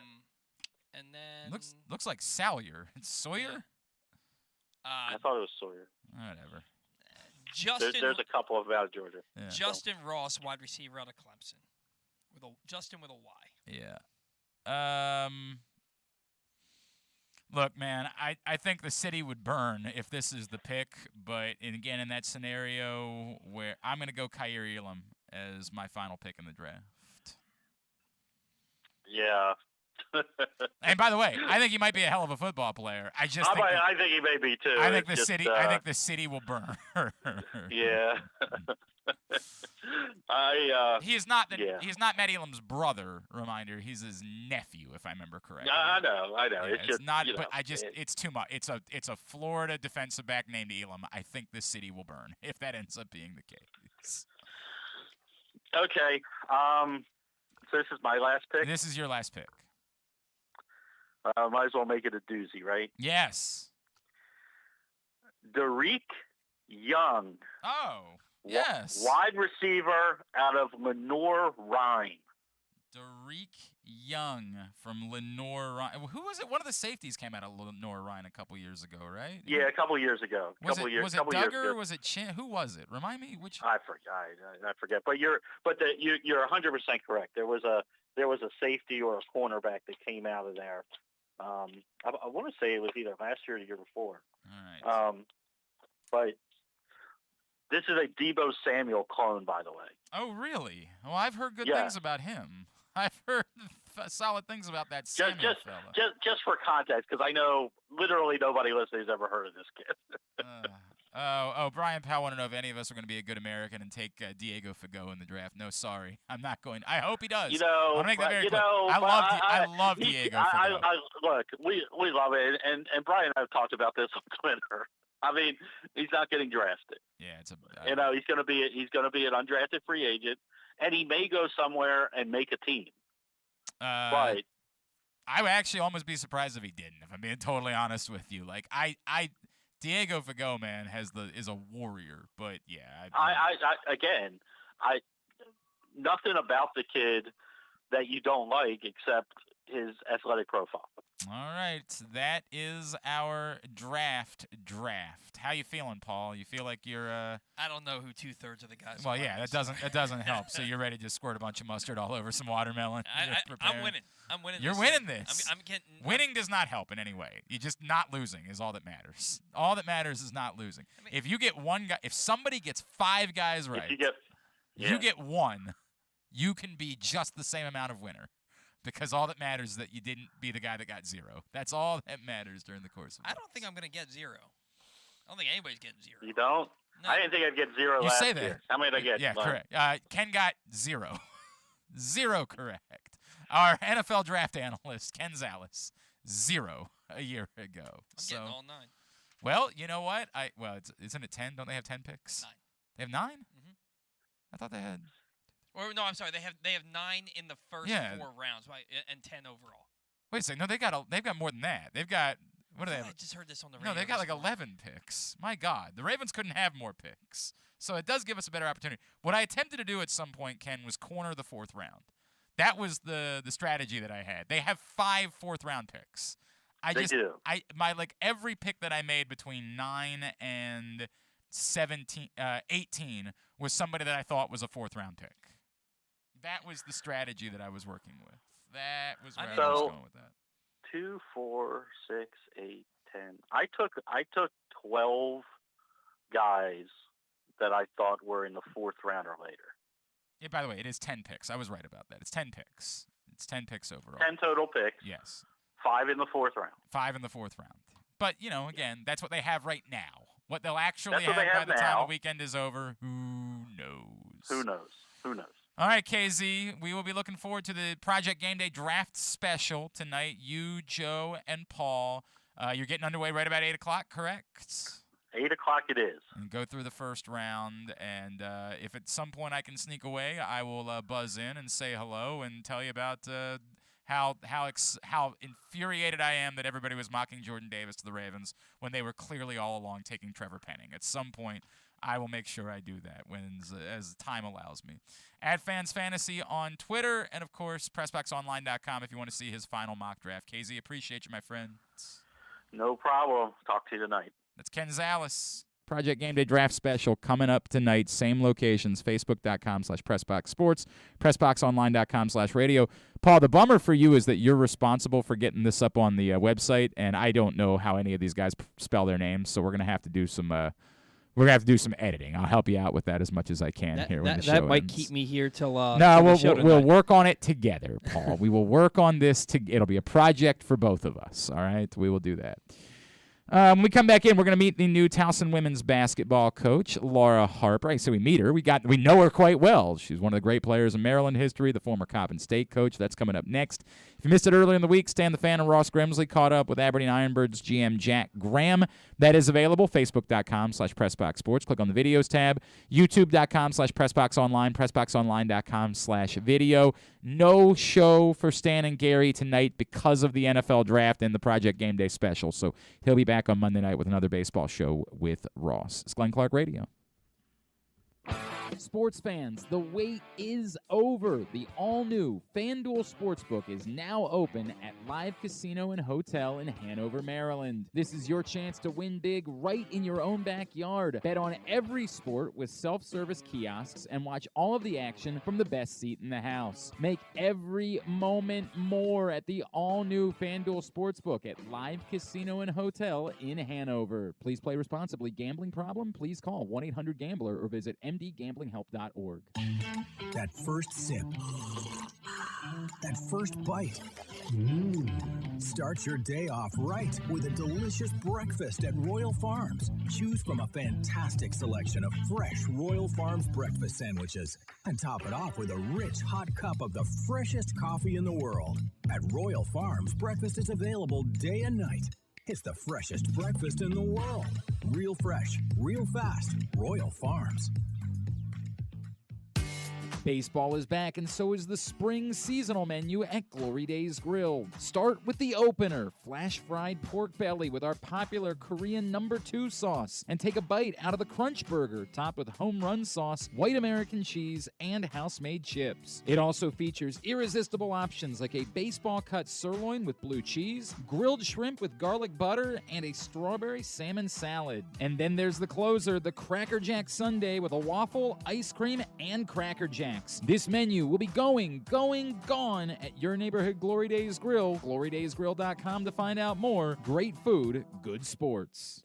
Baseball is back. I'm Paul Valley. And I'm Zach Goodman. You can find us live every Saturday from 10 a.m. to noon talking all things Orioles and Major League Baseball. Like the debuts of Adley Rutschman and Grayson Rodriguez. And how the rotation and bullpen are rounding into form. Watch us live at youtube.com/PressBoxOnline and Facebook.com/PressBoxSports. Or you can listen at PressBoxOnline.com/radio. That's the Bat Around, live with the latest in baseball coverage every Saturday from 10 a.m. to noon. The Toyota Tacoma comes in a wide range of models and trim lines. You can choose the perfect Toyota to reflect your unique personality and driving habits. Check out buyatoyota.com for deals on new Tacomas from your local Toyota dealer today. If you miss anything, don't forget that you can find whole shows later on Spotify, Apple, or Amazon Podcasts. It's Glenn Clark Radio. All right, back in here on GCR as we continue in hour number 2 of the program. We will get the results of the draft up here in just a little bit. Loser, again, has to perform Thunder by Imagine Dragons. Also has to don the Tommy Bahama shirt, chef's hat, and apron while they consume an entire big old bowl of watermelon covered in mustard because reasons. It's just what it is. That is the penalty for the loser of our draft. Of course, the NFL draft is tonight. As we mentioned, Project Game Day. I'll be in the FanDuel Sportsbook with the NFL chick, Sarita Hubbard. Hope that you will come join us tonight. Live betting available during the draft, as well as we'll have great giveaways from our friends at Grade 8's Memorabilia. Come join us in the FanDuel Sportsbook tonight for the first round of the NFL draft. Looking forward to hanging out with you guys. From Derek. Derek says, Glenn, you seem to think that all of these people coalescing around Jordan Davis means that it can't possibly happen. I guess here's my question. Who do you think would have planted that? Why do you think it's a smokescreen? It's not as much that I think it's... this is less conspiracy and more just law of averages that I'm talking about, right? Like, the law of averages says how many times ever in the history of doing this has everyone agreed about the same guy being the Baltimore Ravens pick? And I mean everyone. I've never seen anything like this. Suddenly this week, literally everyone talking about Jordan Davis. We've been doing this for a very long time. How many times do you ever remember everyone being in agreement about one person being the pick? And then it being the pick. So it's more a law of averages thing for me than it is a conspiracy theory. Like, I don't think it's a conspiracy theory that the Ravens are calling up, Matt Miller, and they're calling up Daniel Jeremiah and saying, hey, tell everybody we're picking Jordan Davis. I don't think it's that necessarily, although there could be an element of it. Not everybody's mock draft is different. Some of these guys try to use information they've gotten from teams. Some of them specifically try to go with who they think is the fit and block all of that out. Obviously, some people have no access that do mock drafts. They have no access to the teams to get that type of information. Is it impossible that there's been, leaks from the Ravens organization like, oh, yeah, we love Jordan Davis. That guy's there. We want him. They purposely went out there in order to throw people off the scent of whoever it is they really want? Yes, it's possible. It's, again, especially given the sheer number of folks that are talking about Jordan Davis. But I think it's more along the lines of, I just feel like when everybody says the same thing, when there's a group think thing going on, it's sort of unlikely that it ends up playing out that way. I hope that it's just as Ken pointed out, it's sort of a law of averages thing. We think these other guys aren't going to be available, and if they're not available, then Jordan Davis is the guy that makes the most sense. And if you're telling me right now that both Jordan Davis and Jermaine Johnson are on the board, I would say I expect Jermaine Johnson would be the pick. I still think I like Jordan Davis more. I still think that would be my selection. But if they were both there, what do I think the Ravens do? I think they take Jermaine Johnson. If Charles Cross is there, what do they do? I think they take Charles Cross. What would I do? I'd probably still take – I just think that highly of Jordan Davis. That's the guy.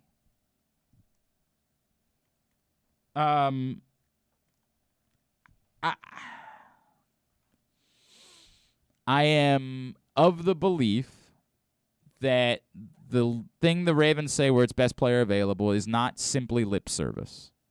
I am of the belief that they want to get the best player that's available. But as I've said all the time, there's a limit to that.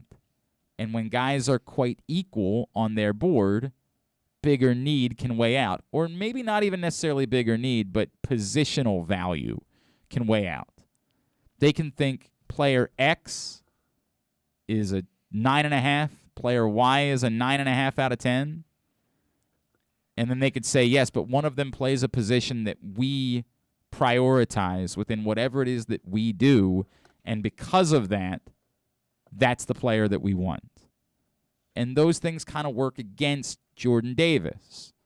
It's just hard to believe that you would prioritize a defensive tackle. But this is also the Baltimore Ravens, and they've taken an awful lot of them over the years. If they don't take Jordan Davis in the first round, they're going to take a defensive tackle at some point during this draft. It's what they do. Even when they've had defensive tackles they've liked over the years, they've continued to take more defensive tackles. They've carried multiple defensive tackles on a roster that couldn't play special teams roles and just continue to carry them because they like them so much. Kelly Talavu's of the world, Lamar Divenses of the world. Yeah, going to the Wayback Machine. That's what they do. Philosophically, they like having defensive tackles. So I think they will end up taking defensive tackles. That's just my gut as to how things will play out. All right. Don't know what's going on with Laura Harper. If we can sneak her in, we will chat with her. If not, wish her well, and hopefully at some point we will catch up with her. Couple of things. One, as far as the draft is concerned, we keep talking about, I talked at the beginning of the show about all of the various, sort of leaks that will come out during the course of the day.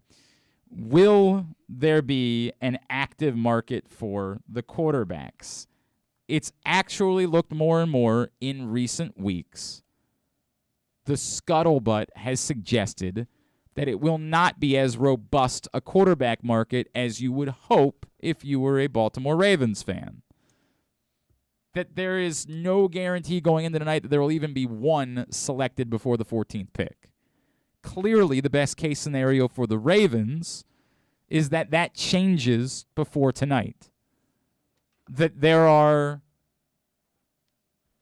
there's at least one quarterback that goes off the board before then. The Panthers are a huge wild card. Will they ultimately be the team that brings in Baker Mayfield? Are they content to wait, move back, assuming nobody else is looking for a quarterback, get behind the Baltimore Ravens, and take their quarterback later on in the first round? It would be good news for the Ravens if the Panthers took a quarterback, because if they did, it might force the hand of someone else to also move up and make sure that they don't miss out on their second quarterback, someone like the Steelers. It doesn't look great for that being the case going into tonight. It does not look as though there's going to be some sort of run on quarterbacks. I'm going to guess none of them, and it's a bummer for me because I put in that parlay bet that involves Malik Willis in the top 10.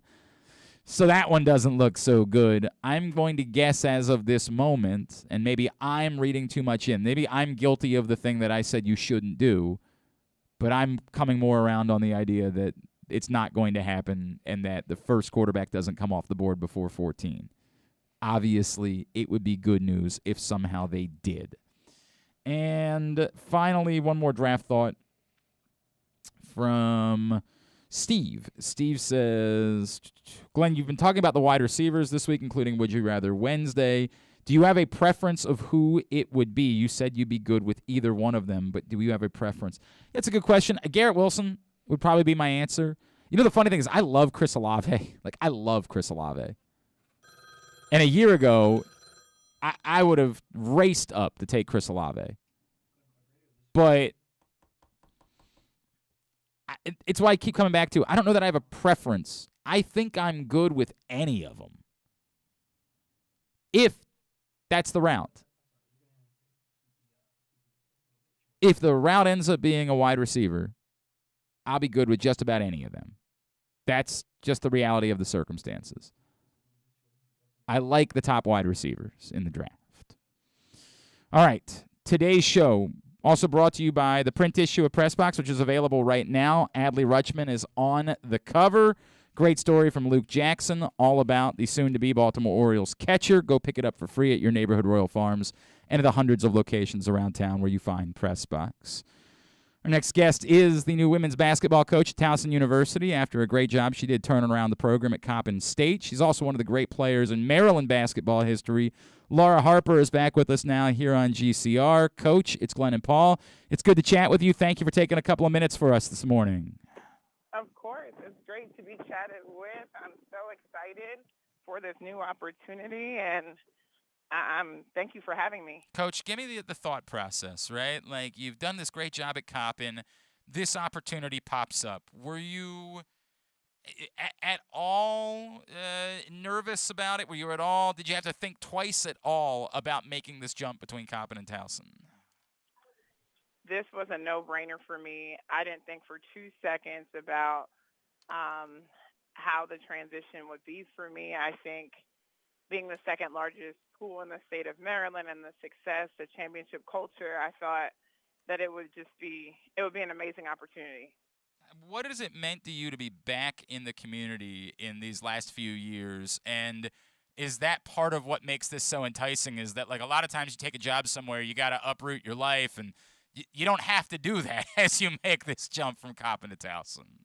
Of course, it's such a blessing because I can stay in my home. I could literally be there the next day when they needed me, and I'm comfortable here. I'm relevant here. I can recruit here.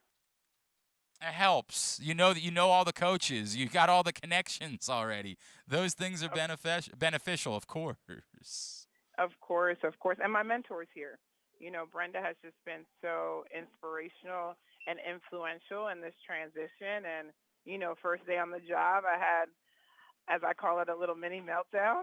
Okay. I called her immediately. Okay. And, you know, it's like a 30-second fix. So that was just full transparency there. I need that support here, and I'm just so grateful to have her and just all of my people, you know, in my corner wanting me to succeed.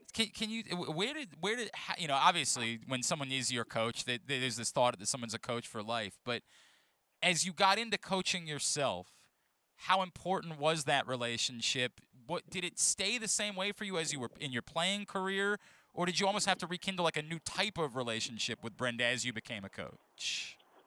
You know, I think relationships are ever evolving. Yeah. You know, and Brenda has been doing this for a long time. And I think initially when I started coaching, I think she really wanted to see how serious I was and where my commitment lied. And, you know, I think it's definitely evolved to different levels, specifically since I have become a head coach and I've been back local. And she's done nothing but just be involved and like rooting for me and cheering for me to be successful. Is there anything in particular that you do as a coach and you're like, oh God, that's Brenda? Like, I know that's the reason I run a practice a certain way, or I say, there's a phrase I use. Is there anything that you do specifically where you know that's directly her influence? You know, I think the biggest, I wouldn't say anything directly from like, I've mirrored it. But my whole philosophy as far as being a player's coach and really being player-driven comes from her.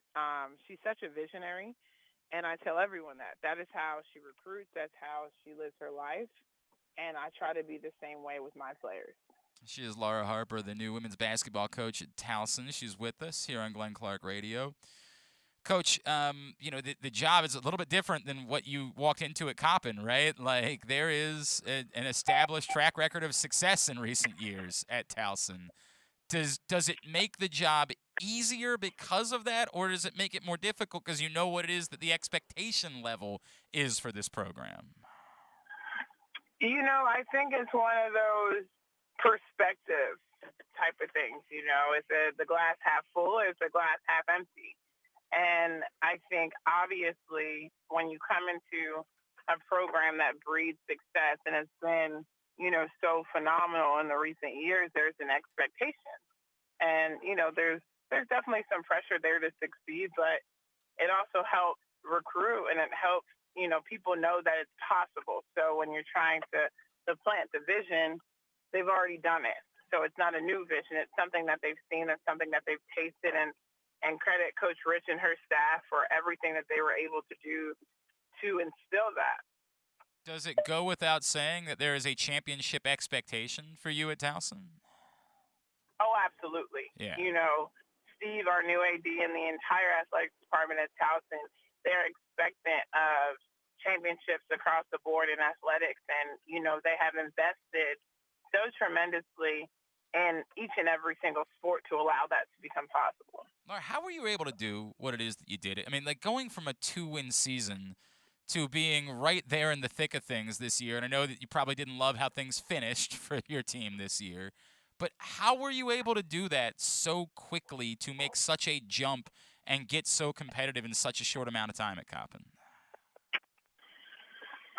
I think it's a combination of things. Obviously, when you think about staff and players, you need to continue to recruit and you need to continue to have great people around you. But one thing I know for myself is I had an extreme vision, an extreme belief in myself and the players. So in everything that we did, I continue to remind them of our vision and our mission and what we were truly capable of. So I think in really outlining that and making sure that they were able to believe that, I think it just made it a lot easier as we made that change. With the, obviously we recruited new players too. Yeah, certainly you want to get your own players into the mix, and that helps a lot in knowing that you have the right fit for going into a season. Coach, your own playing career, your own success, being a national champion and reaching the WNBA, does that still resonate with players that you're recruiting? Like I don't like saying this because I got to think about how old I am, but we're talking about this was more than a decade ago. The title was more than a decade and a half ago at this point, right? Of course. When you recruit, do you still feel that like players are aware of your own success? Does that still have a benefit? Like if you put the ring on when you go to show up and recruit somebody?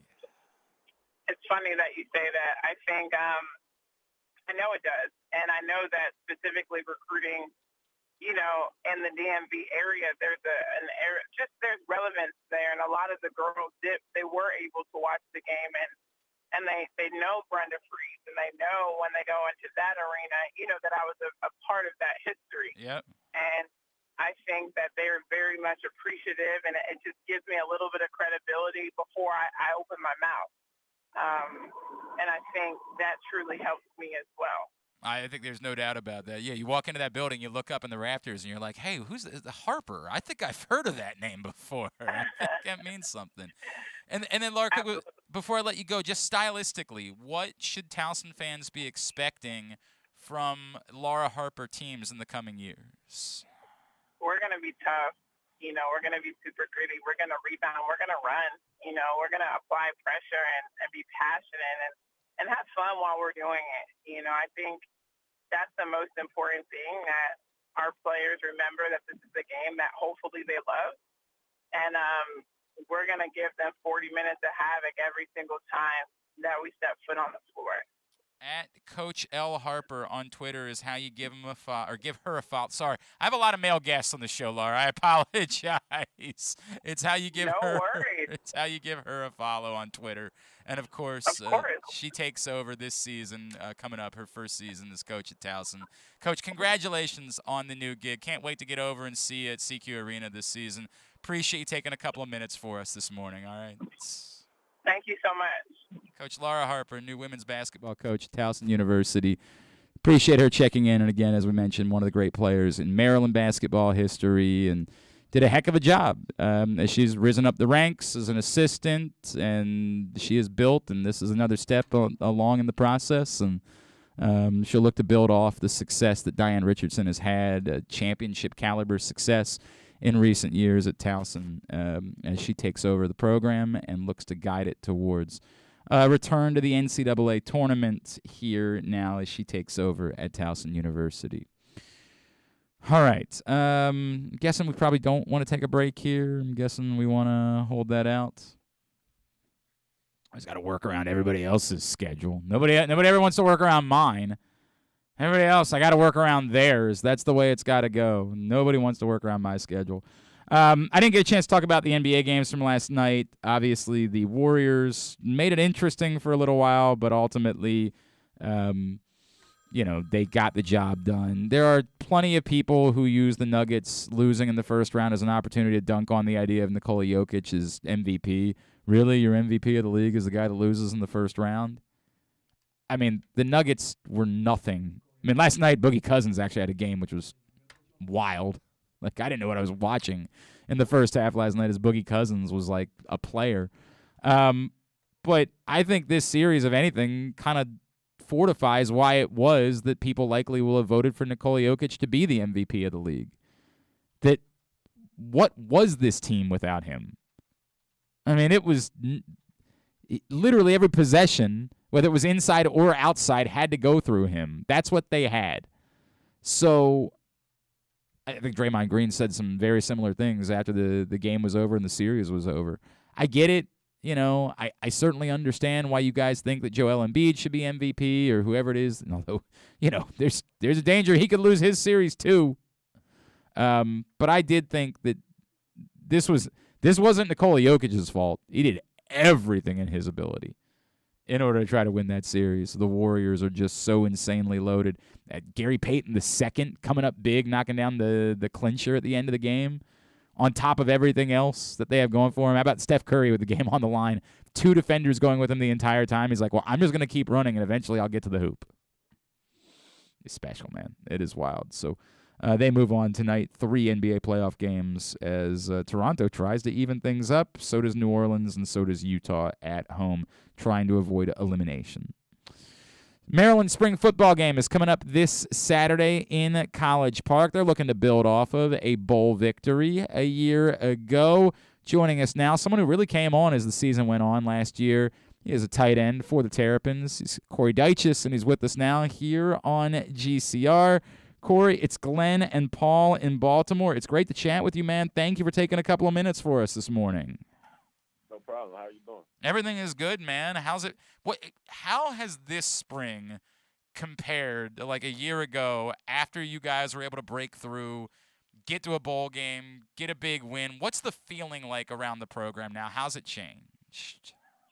Well, a lot of the young guys who weren't developed back then, it's been a great opportunity to get better and just, really learn the offense. And we got a lot of the vets just helping us learn how to, handle situations such as like 2-minute or just getting used to being on the field because, you never know who's going to be needed during the season. So it's just a good opportunity for everybody to learn the offense and get used to being on the field. Corey, does it feel like you guys have taken a step forward that you needed, like the necessary step is out of the way? And do you feel an amount of like, hey, now it's time for us to go like do something even bigger than that? Now we're trying to go get ready to compete to try to win a Big Ten, something along those lines. Yeah, the goal is always for us to win the Big Ten. And yes, I do see a big step. Last year really set the example for guys to follow the lead. Yeah, I really think this is going to be the year that we do make a big step. Like, we'll go from, we did 6-6. I can see a much better record than that. Like, that's not even the goal anymore. We already took a step. Now it's just like, keep going. Corey Dyches is with us here on GCR. Corey, you had a couple of touchdowns in the win over Rutgers that clinched bowl eligibility for your team. Did you sort of feel like maybe that was kind of like a coming out party for you? And, knowing the role that you'll be stepping into, do you feel like you're ready to have a serious breakout this season? Oh, yeah, I've always been ready. So, I'm really just trusting in my coaches, because they're the ones who get you in the field. So, firing their trust, and it's really not going to be a problem. So, I'm just waiting on my opportunity. It's nothing really I can say that, anything can happen. But, of course, I'm ready whenever my name's called. Corey, you were around, obviously, a really good tight end in Chig last season, and he's about to get a lot of money to go play football. What's the best thing that rubbed off from him to you as you do prepare yourself to sort of take this step forward as being a primary target this season? Honestly, just, being with him the whole year, watching him develop and seeing that it's possible to go to the league, and it's honestly an inspiration, really, because, watching him the whole year and now that he could be drafted tonight, right. It's just like, yeah, I know it's opportunity for me as well, so, but him as a leader, he's led us all year as a tight end, pushed us, and he's a great team player, so. But that's interesting. It is good. It does inspire me. It's powerful to hear you say that. Like, you see, he did it. Now I can be the next one, right? Like, there's no reason why I can't go do the same things he did. Yeah, that's really how it is.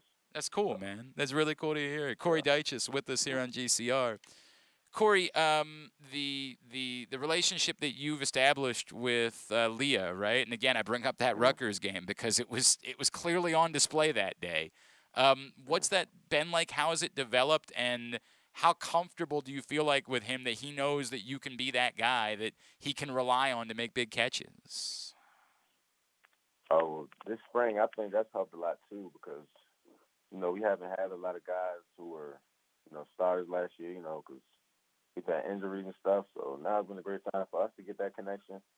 And, we already had a great connection, but I've been playing some receiver now, so it's really we're just developing all around the field, so it's really been this spring really has been great for that. Corey, connection. Is that something you think you're going to be doing more of this season? Is splitting out wide and playing some more receiver? Well, by the season, I believe we'll have a lot of our guys back who sure are great receivers. So you won't be needed to do quite as much of that. Yeah. Okay. If the opportunity comes, of course, I'll do it, but. I'll probably be playing tight end though. I got you. For most of it. I got you, man. Corey, you are a kid from Maryland. You represent a lot of what it is that Maryland's been trying to do in recent years, and getting talented players to choose to stay here, stay at the crib, right? Why was it the right fit for you to do it? And do you feel like there has been a sea change where more and more kids from the DMV are going to say, I don't have to go somewhere else. I can accomplish what I want to accomplish here? Yeah, well, that starts with us just, having a great season, showing that, this is a great program because, over the past years, it's probably, we weren't the best team, so I could see why, the stay-home movement wasn't the best idea, but if we set a great example, we got a great facility. There's no reason anybody should pick another school over this school, especially if it's home, unless you just want to get out. But yeah, I just love being around. And it's great to be home. It's a great facility, great team. I don't regret it at all. How important is Coach Loxley with all that? Obviously being a guy from here, knowing what you guys are going through. How important is he, and how important has he been for you as you've been trying to establish yourself and get yourself ready for the next level of playing football? Really just I'm still working on, gaining his trust, and he's trusting me, and we're starting to, just connect. And I think he's just gaining that trust, really. That's all I can say, I hear you. Corey Dyches from Maryland, just another minute or two with him here on GCR. So, Corey, the spring game on Saturday, right? Like, I feel like this is an opportunity to try to show off a little bit, right? Like, do you have anything that maybe, a particular, like, celly that you're going to bring out on Saturday? Is there something that maybe you guys have worked on to do something ridiculously acrobatic that maybe you wouldn't be able to do in a real game? Do you have something special ready to put on a show on Saturday? You definitely want to put on a show, but, it's really just go out there and play. I mean, I know we can't get flagged, so it would be a great time to celebrate. Right. But, we're just looking to have fun. You never know. It's probably not going to be a too detailed game just because, it's still just a practice, and we don't want anybody, getting hurt or anything. But, yeah, it's going to be fun, though. fact that it's a game, but not really. Yep. I like that feeling. No, it's a real opportunity for you guys to just go out and put on a show and get people excited as we move towards the fall. There's no doubt about it. All right, Corey Dyches, where can Maryland fans be giving you a follow? Twitter, Instagram, anywhere like that. Anything that we can plug for you? It's the world of NIL. I never know what's going on these days, man. Anything you got going on that we can plug for you? Yeah, definitely. My Instagram is cdyche, CDYCHH, and then Twitter is the same exact name, CDYCHH. And that's really all I'm on. It's Instagram and Twitter, but all right. mainly Instagram.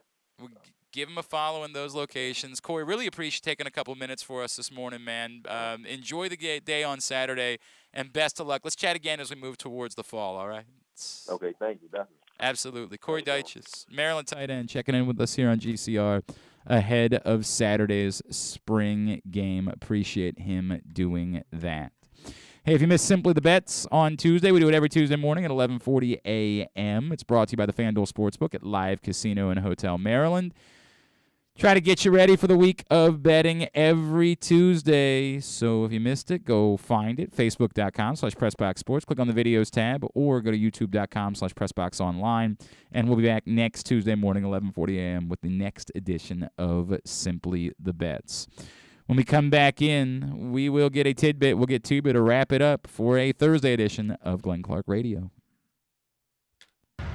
The latest edition of Press Box is available now. On the cover, Luke Jackson profiles Orioles catcher Adley Rutschman, diving into where his passion for baseball and for catching comes from and how he uses that passion to elevate those around him in the Orioles organization. Also inside, Bo Smolka takes a look at how the Ravens' 2021 draft picks can make progress in year 2, and Glenn Clark offers a very unique tribute to former rival Mike Krzyzewski that all Maryland fans can appreciate. Press Box is available for free at over 500 area locations, including 60 Royal Farm stores, and you can always find the entire edition as well as the best daily coverage of the Orioles, Ravens, and Terps at PressBoxOnline.com. That first sip. That first bite. Start your day off right with a delicious breakfast at Royal Farms. Choose from a fantastic selection of fresh Royal Farms breakfast sandwiches and top it off with a rich hot cup of the freshest coffee in the world. At Royal Farms, breakfast is available day and night. It's the freshest breakfast in the world. Real fresh, real fast. Royal Farms. Answering Baltimore's calls for help, running in when others run away, working together toward one shared vision for a thriving city. That's your Baltimore Police. But the department needs more good people, people like you. Join a proud new generation of Baltimore Police and make an active difference in your community. Start with competitive wages and excellent benefits on day one. Join for good at bpdrecruit.org. Sports betting has come to Maryland, and we're ready to help you win some money. Tune in for Simply the Bets with Glenn Clark and Paul Valley every Tuesday morning at 11:40. FanDuel Sportsbook GM Bruce Billick and VSiN's Aaron Oster join the guys every week to give you all of the info you need and even a few winners. So come win some money with us on Simply the Bets every Tuesday at 11:40 a.m. Brought to you by the FanDuel Sportsbook at Live Casino and Hotel Maryland. Listen at PressBoxOnline.com/radio. Watch at YouTube.com/PressBoxOnline. Baseball is back, and so is the spring seasonal menu at Glory Days Grill. Start with the opener, flash-fried pork belly with our popular Korean No. 2 sauce, and take a bite out of the Crunch Burger, topped with home run sauce, white American cheese, and house-made chips. It also features irresistible options like a baseball-cut sirloin with blue cheese, grilled shrimp with garlic butter, and a strawberry salmon salad. And then there's the closer, the Cracker Jack Sundae with a waffle, ice cream, and Cracker Jack. This menu will be gone at your neighborhood Glory Days Grill. GloryDaysGrill.com to find out more. Great food, good sports. We can't imagine why you'd want to, but you can watch GCR live. It's at Facebook.com/PressBoxSports. And try to guess whether these guys are wearing any pants. All right, winding down for a Thursday edition of the program. We're going to try to wrap it up early because we have a lot to do today as we get ready for Project Game Day, the draft special tonight with KZ and Joe, and then Rita and I down in the FanDuel Sportsbook at Live Casino and Hotel. All right. right. So with that in mind, how about Tidbit? You know what? We don't need to give anything to Tidbit. We can just do a Tidbit. That's all we need to do. Tidbits. All right. With the NFL draft beginning tonight, fans and executives all over the NFL are looking to find that next big-time player to help put their team over the top.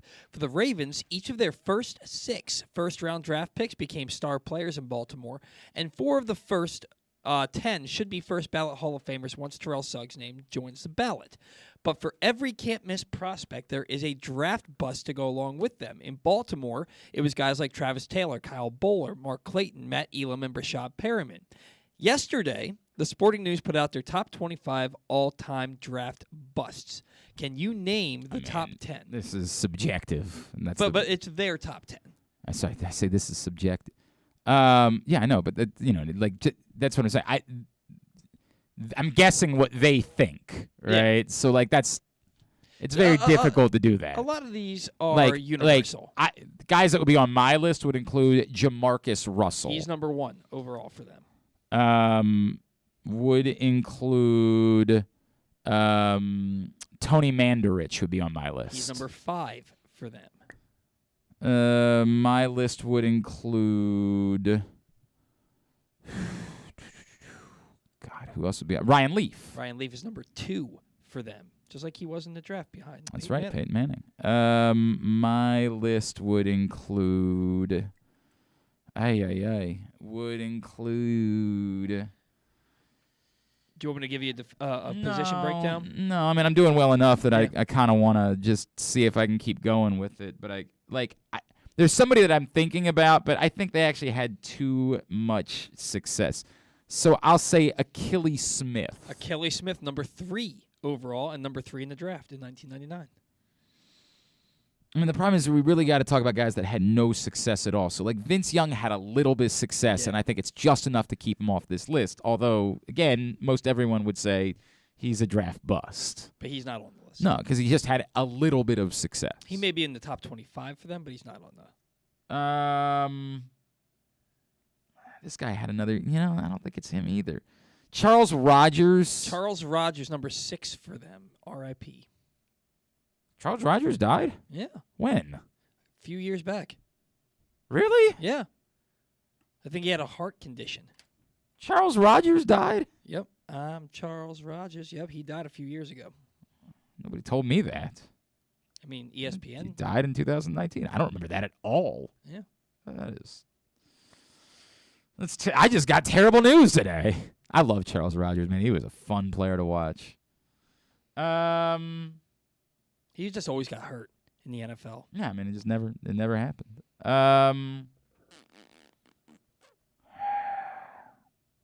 Todd Marinovich. No. Okay.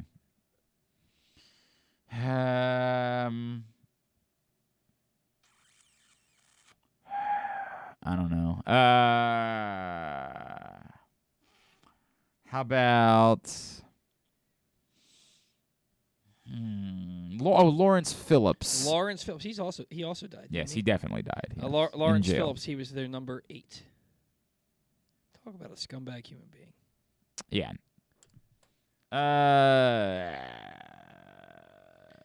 The Ravens almost took him. Well, I mean, they didn't.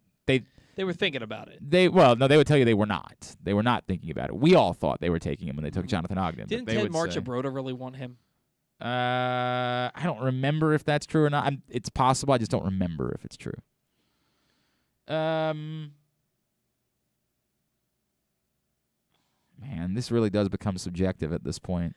Kajana Carter. Kajana Carter is their number 4 overall.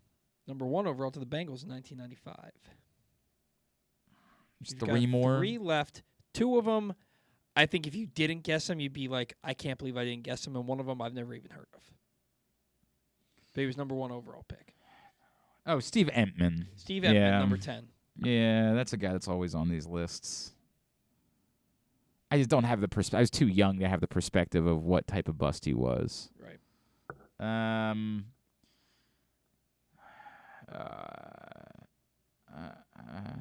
I don't know.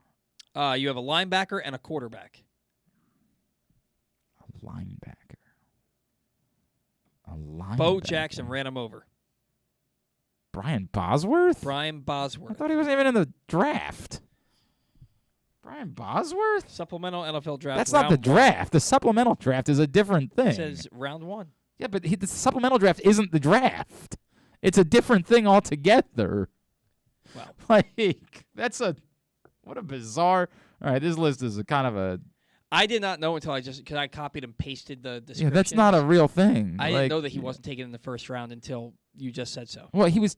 So he the way the supplemental draft works is if you take a player, then it counts as your draft pick the following year. Gotcha. So you lose that pick in the following year's draft. So technically he's a first-round pick. No, I mean, but that's not. It's a completely comparing him to actual draft picks and like, you know where they're taken. I don't know where Brian Bosworth was taken because they were just giving up a generic first-round pick. It could have been anything from the number 1 to number 32 pick. It's hard to be the number 32 pick and be a bust. Yeah, but when you figure all the hype that he got coming out of That's college, a different. Those are different conversations. Yeah. Right. Like this is why this is such a this is a dumb list.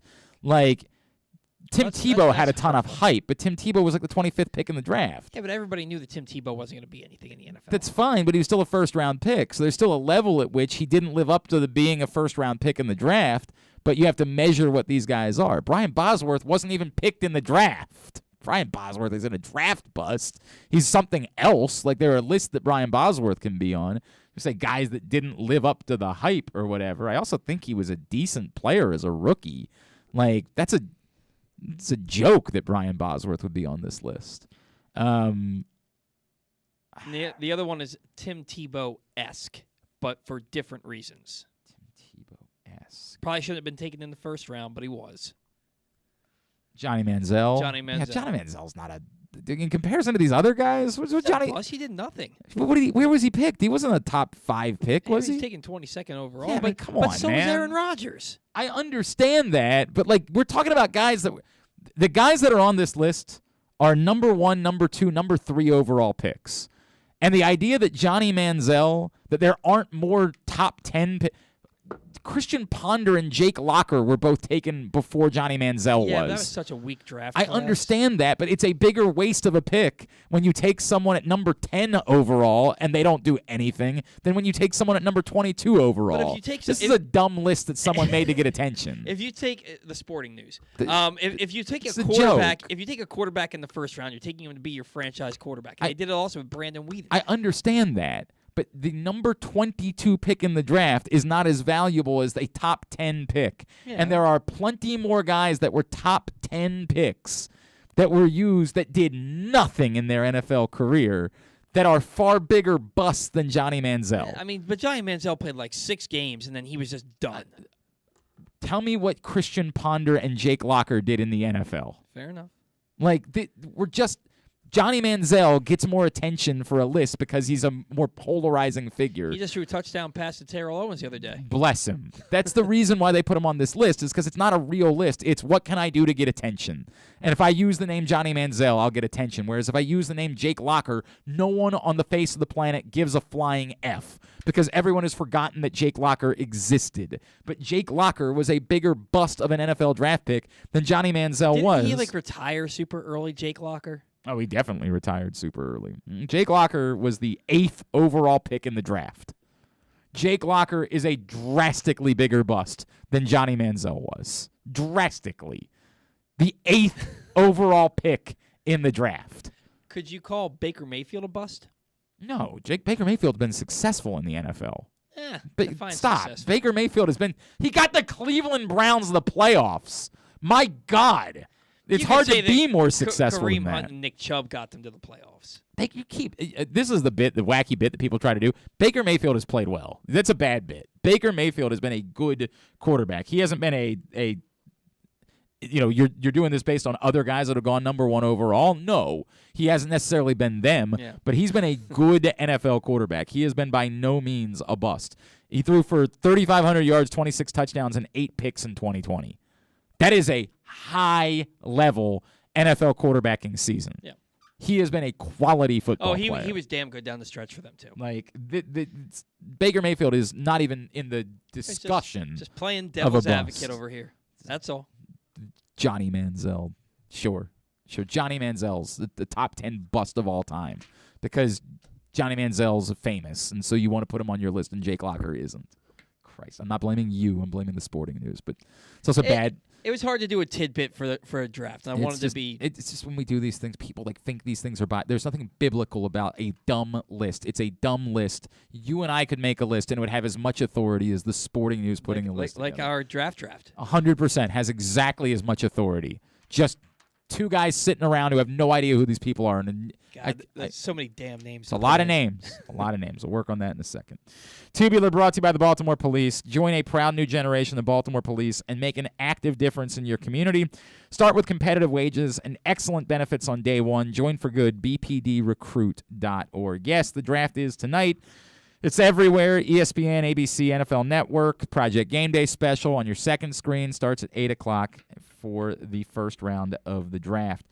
Orioles, Yankees, 1 o'clock this afternoon. The ace, Bruce Zimmerman, is on the mound against Jamison Tyon. Game is on Masson. Masson 2, Marlins Nationals at 1. MLB Network, Rockies Phillies at 1. Cubs Braves at 7. Big Ten Network tonight. Johns Hopkins Women's Lacrosse taking on Penn State at 6 o'clock. TNT, Suns Pelicans, Game 6. They're putting the Western Conference on at 7:30 tonight. The Phoenix Suns are in, I believe they're currently in, because I think they go back to daylight savings. So I believe they are now in Pacific time. So they're playing a potential clinching game with the Phoenix Suns at 4:30 in the afternoon in Phoenix. On the night of the NFL draft. Sure. Well, actually, you know what? That might be the best argument you can make for it, is trying to get it over with before the draft starts. That might be the best argument. It's puzzling. But the draft starts at what, 8 o'clock? 8 o'clock. Yeah, so if they start at 7:30, there's that's no a good way. point. It's definitely not going to be over. The first quarter won't even be over. It's a great point. Yeah, you're hoping that somebody – I have no idea. I have no clue what to make of that decision. That's insane.